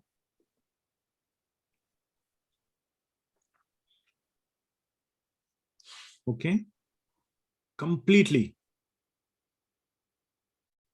I have seen some situations where, like a patient who is about to die,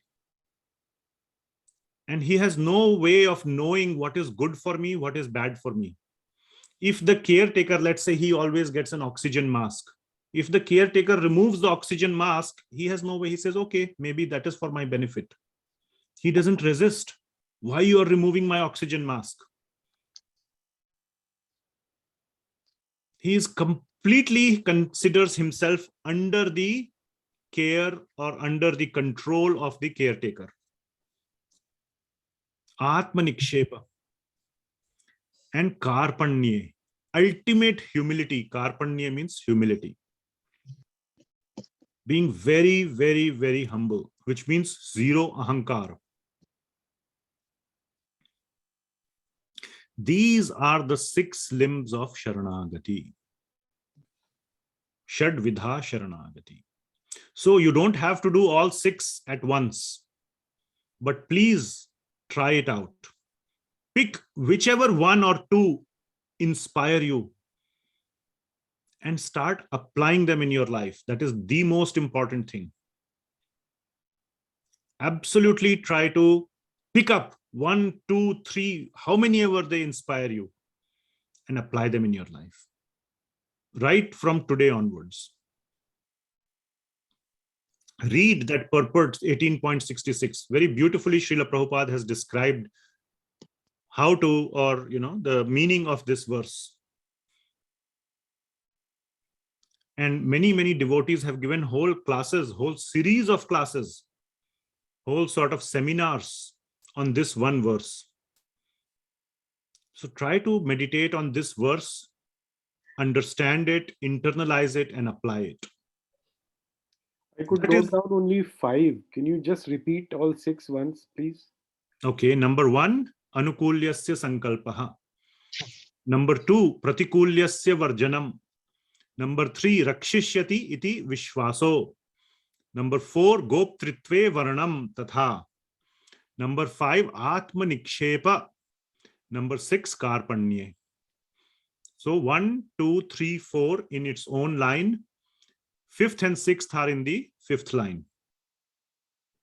This is Shad Vidha, 6 vidhis. Shad means 6 of Sharanagati, of taking Sharan of Krishna. Okay. Can you please explain karpanye again? Karpanye is humility. The devotee, Srila Prabhupada writes in the purport, the devotee is meek and humble. That is zero ego. Yes. That was a very stupid question, Prabhuji. Very, very stupid question. आपको कैसा लगा मैंने जब ये बोला? How did you feel? Wait. How did you feel when I said that? Whatever Guru says is fine. थोड़ा भी you didn't feel little bad? No. Not at all? No. You weren't surprised little bit? How is he saying this? What is he saying? I didn't. Because I knew. Wait. In public. I knew. Wait. In public, he said this to me. How come? That would. No, I didn't feel any bad at all. Okay, I'm just giving I was joking, but I was giving a live example. Little small thing. Huh? मेरे को ऐसा बोल दिया? That is our ego. हो सकता है वो अभी ये गीता क्लास जब से शुरू हुआ है उसके पहले हो सकता है I would have been angry with you, but not now. Okay, so I'm just saying this is. I'm sorry, I just felt tempted to use this as a live demonstration, and I used you as a experiment or as a what you call it, equipment. Welcome, welcome, Prabhuji. This is welcome. If you did not feel even 0.0000001% hurt or bad, that would be full humility. No, I did not feel that little bit. Even if others felt, "Arey, ye kya bol rahe hain? What is he saying?" If anybody felt that, maybe they could feel their ego hurt in me saying this to you, Prabhuji. I don't know about but that. Just to add, Prabhuji, sometimes what happens, we may feel that initially, but later on, that consciousness, then why he might have told, then that will also, sometimes, it help us, like, Yes. full belief, the full belief, or as a caretaker, then will help us actually. Yes, that means we are in the stage of practice or training. Correct. Yes. Okay. Then you are in that stage where you are running, you fall down, you know how to get up. So that is the stage of training. So that is perfectly good. Very nice. If you, the more quickly you can get rid of it and move on in your training. That is all that matters. That's what counts. Thank you. So if you were able to, if you felt something, that means it is still there. The ego is there. But also how quickly you recover from it shows how much into the training you are. So try to get more and more and more advanced in your training. Okay. Sorry, again, I apologize for using this as a live, but I just thought it was a interesting way to demonstrate to everyone at your cost. But please forgive me. So that would be ultimate humility, the utmost humility when the heart does not feel anything. Okay. Okay. All right. Thank So you, these are the 6 processes of surrender.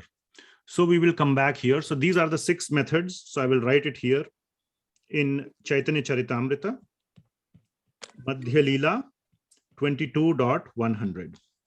Also quoted in Bhagavad Gita 18.66 purport. So please Hare Krishna, Prabhuji. meditate upon this and apply it in your life. Yes, Hare Mother. Krishna, Prabhuji. Yes. One small doubt. Yes. Karpanya, you said, is this karpanya the same as chapter 2, 7th, karpanya dosha pagatas svabhava? Yes, there is similarity, and this was a question that was asked to Sanskrit scholars, and they have nicely explained the similarity between this karpanye and karpanya dosha in 2.7. That's a longer topic. We can take it offline. It's not very relevant for the discussion, but yes, there is definitely, it's used, that word karpanya, in 2 different contexts, but the underlying deep meaning is the same. Thank you, Prabhuji.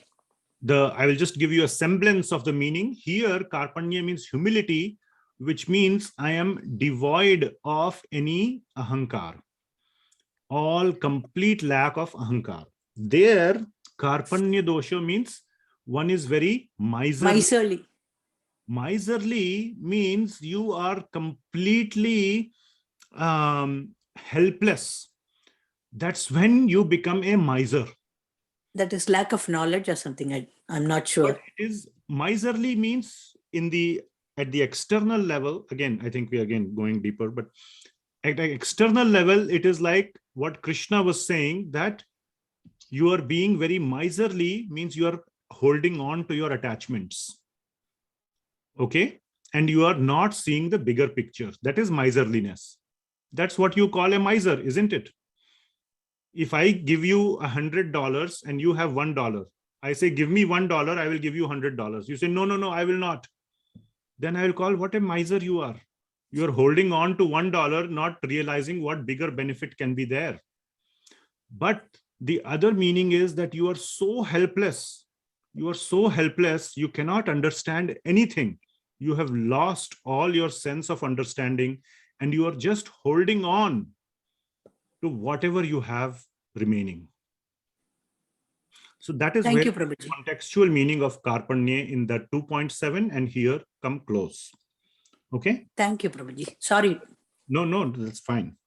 Okay. So we are almost at the end of the time. And there are some, let me see what questions are there on the chat. So,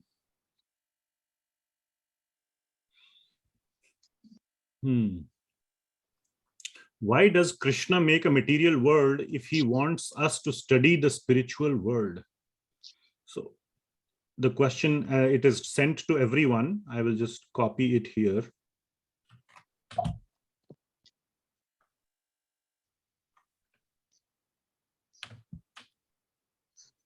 And I will paste it here. Why does Krishna make a material world if he wants us to study the spiritual world?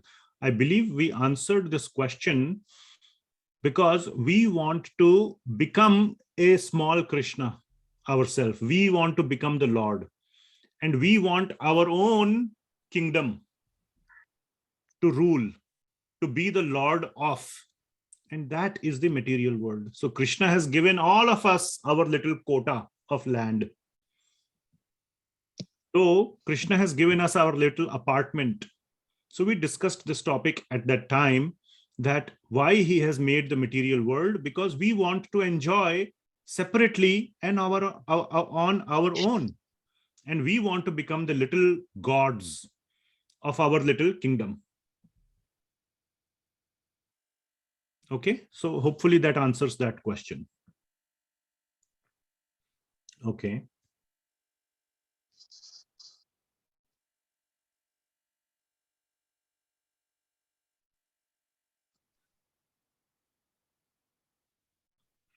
So this question has been asked. Let me, oops.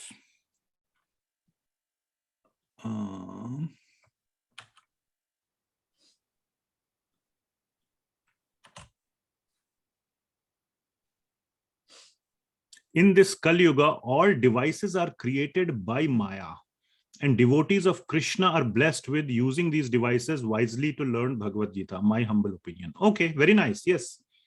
Just like a device, we can use this device, iPhone, whatever, to in anukulyasya sankalp, in anukul way or in a pratikul way.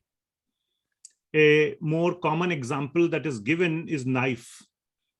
A thief can use a knife to kill someone, and a doctor can use a knife to save someone's life. So the problem is not with the knife. The knife is material. It is, you can say, a product of Maya. It is material, but we can use it in two different ways. Okay, so yes, that is good.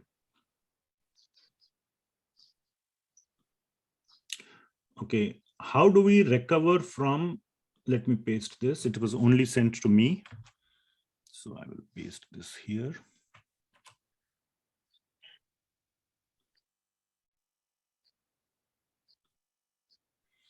How do we recover from ego, or how do we build humility? One way is by having belief and being closer to Krishna. Are there any additional methods we can use? So the question is how to build humility. Okay, so one way to build humility is to, by nature, we are all humble. We are all very humble in our core inside nature. The problem is not that we are not humble by nature.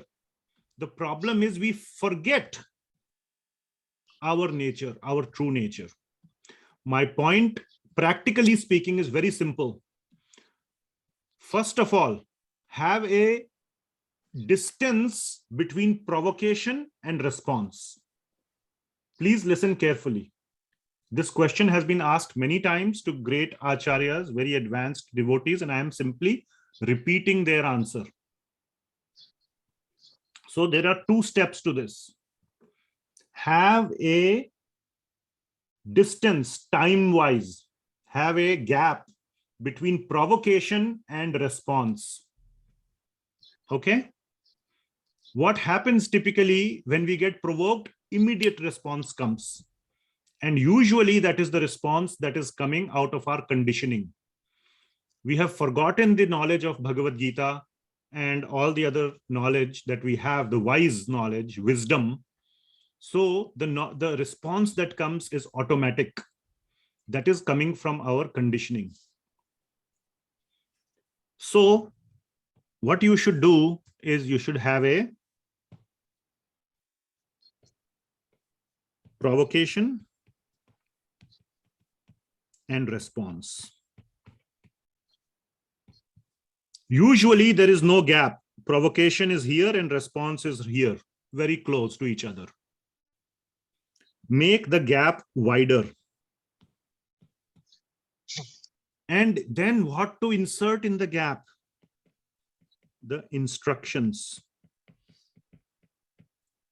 of Krishna.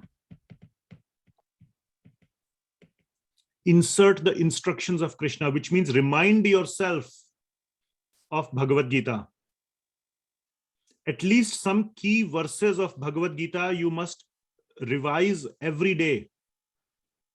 Only then you will remember what Krishna is saying. That verse which we just discussed, Anukulyasya sankalpaha pratikulyasya varjanam rakshishyati iti vishwaso goptritve varnam tatha.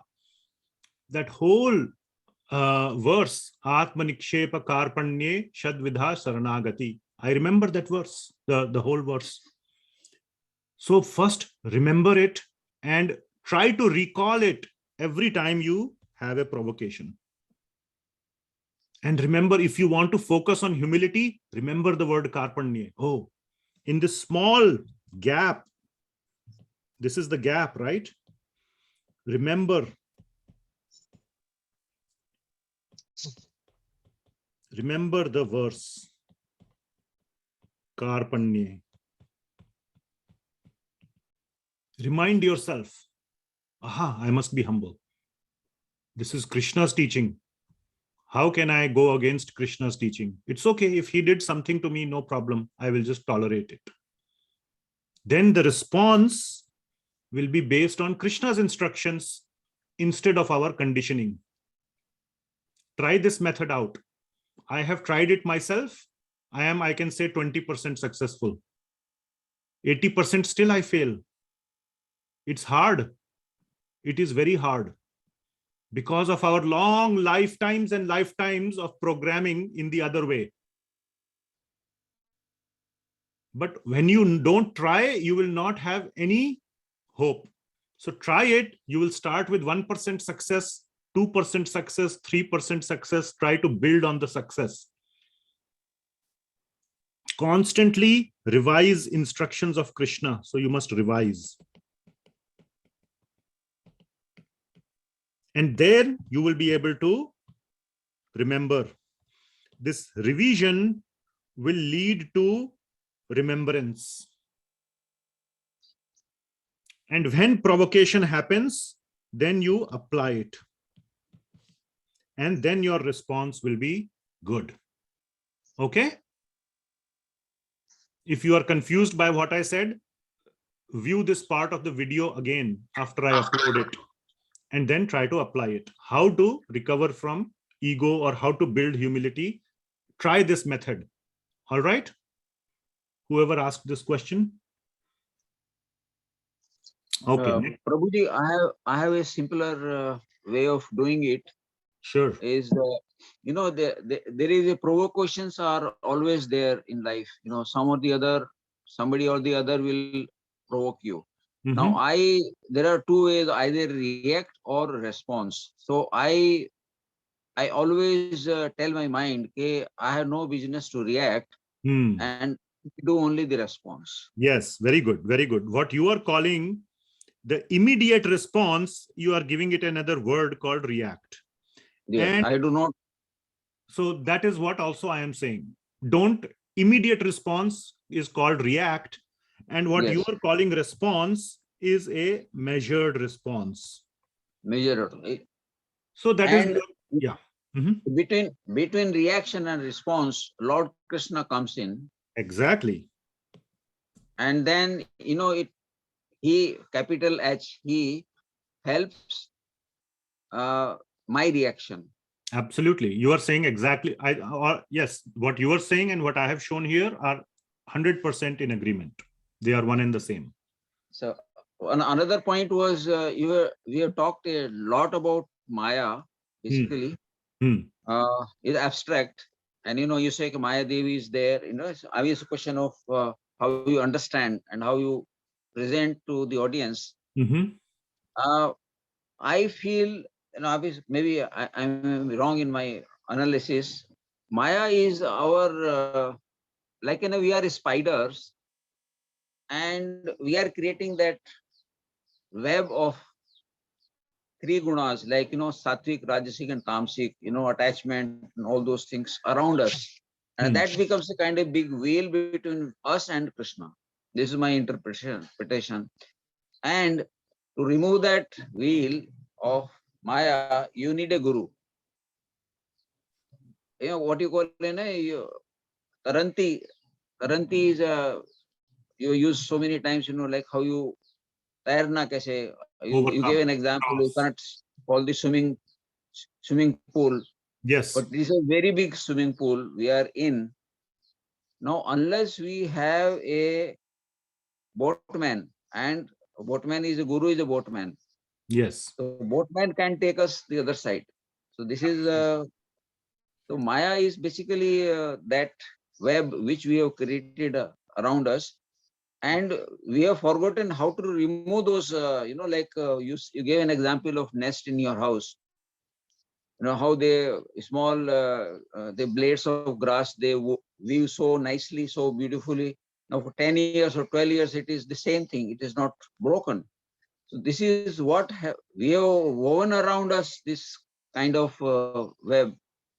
So unless we and the guru can untangle that, to remove that. So this is what yes, definitely you are bringing up a good point of a importance of guru.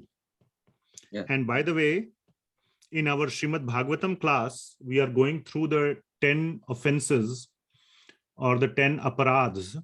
And the one that we'll be covering tomorrow is on Guru Tattva, the importance, significance of Guru. We will go into this whole discussion very deeply. Any of you that is interested in this topic of Guru, please try to join. However, all I will say for now, Srila Prabhupada.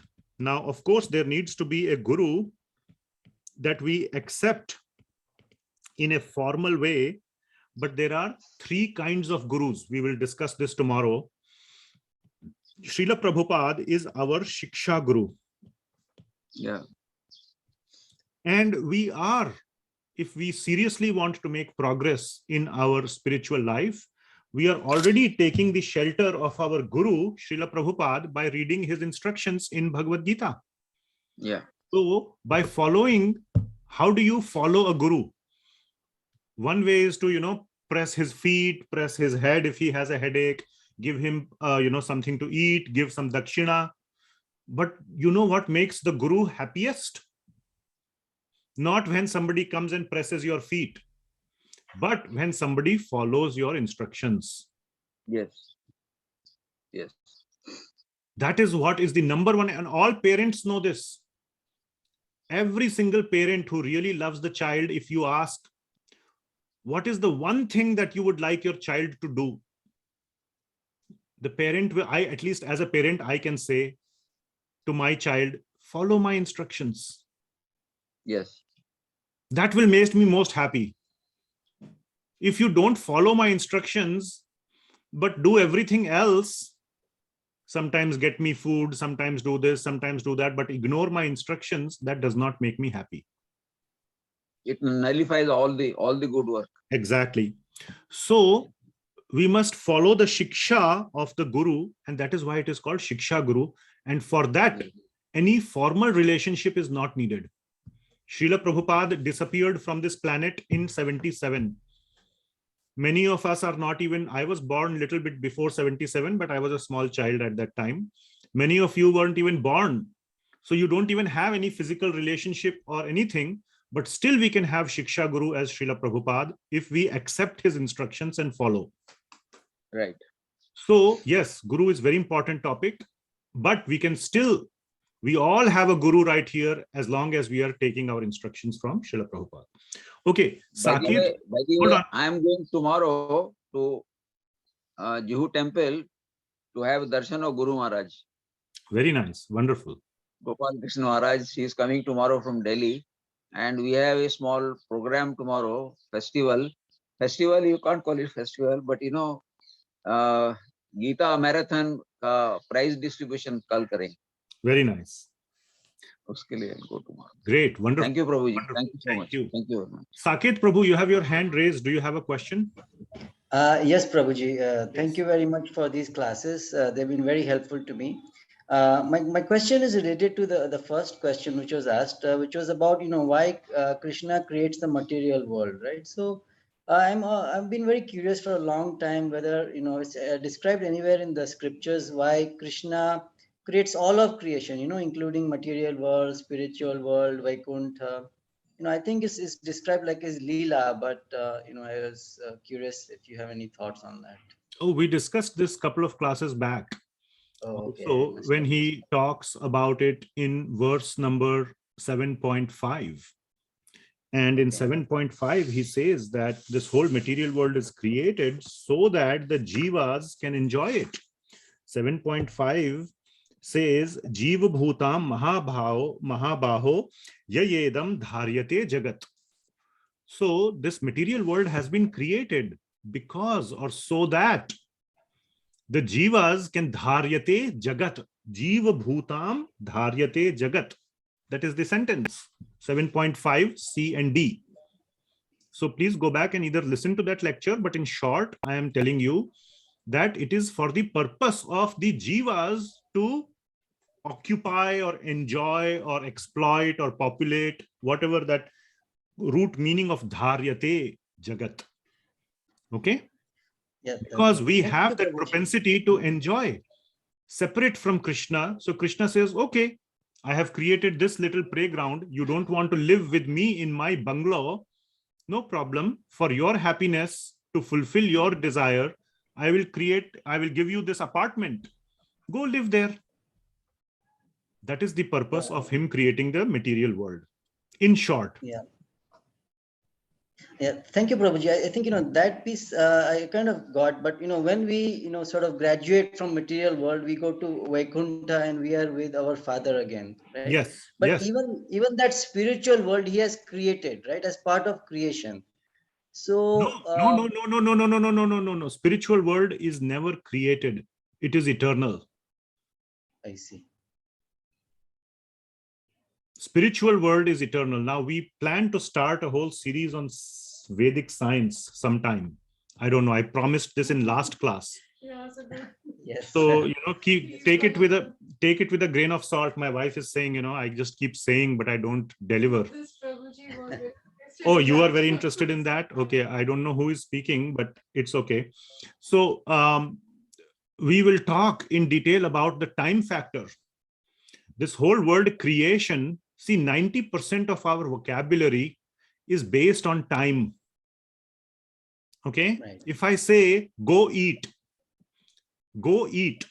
it means right now you are not eating, but at some later point of time, I want you to eat. Okay? There is time involved.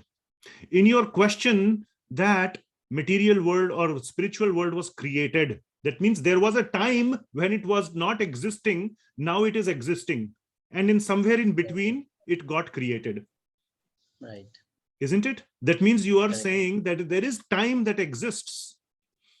And on that time scale, spiritual world, some point of time, it popped into existence. We call it creation. But Lord Krishna says that Kala, or this time energy, is a material energy. It's only present in the material world. It does not even present in the spiritual world. Now it is very hard to understand. Yeah. Even modern scientists are today struggling with what is time. They put Einstein on the throne and say, you have unified space and time. Okay, by moving at the speed of light, you can stop time. That is the conclusion of special relativity. If you have studied special relativity in your high school or undergrad, you will know that if you move at the speed of light, you do not move in the dimension of time. If you are sitting still in the dimension of space, you are moving in the dimension of time. One way or the other, you are moving. So if you move in space at the speed of light so fast, that means you are not moving in the time dimension at all. That's that's some scientific understanding of time, which we cannot understand. How can you understand the concept of no time at all, which is what is in the spiritual world? So these concepts may be hard to understand, but I'm just trying to point you to the fact that in the spiritual world, there is no time at all. And the spiritual world did not come into existence at any point and will not get destroyed at any other point. All these creation and destruction Mhm. only makes sense when you assume there is a time scale. Right. So Yeah. these are deeper topics. I myself don't understand these very well, but out of my few years of reading and thinking about these things and listening to devotees lectures and even material science lectures, material science as in like not material science as in like science of materials, but modern science, so to say, science of the material world, I have gained some understanding, which I plan to share in those Vedic science lectures, which will happen sometime. Thank you Hopefully very much. before I die. No, that helps very much. Thank you, Yeah. Prabhuji. So yes, spiritual world does not come into existence, is not created. Got it. Thank you. We are way over time. I don't see any other questions on the chat. And so we are done and we will resume next week. Tomorrow, try to join Bhagavatam class if possible. Otherwise, we will see you next week. Srila Prabhupada ki jai. Jai. Thank you, Prabhuji. Thank you, Mataji. Thank you, Prabhuji. Prabhuji. Thank you, Prabhuji. Thank you, Prabhuji. Thank you, Mataji.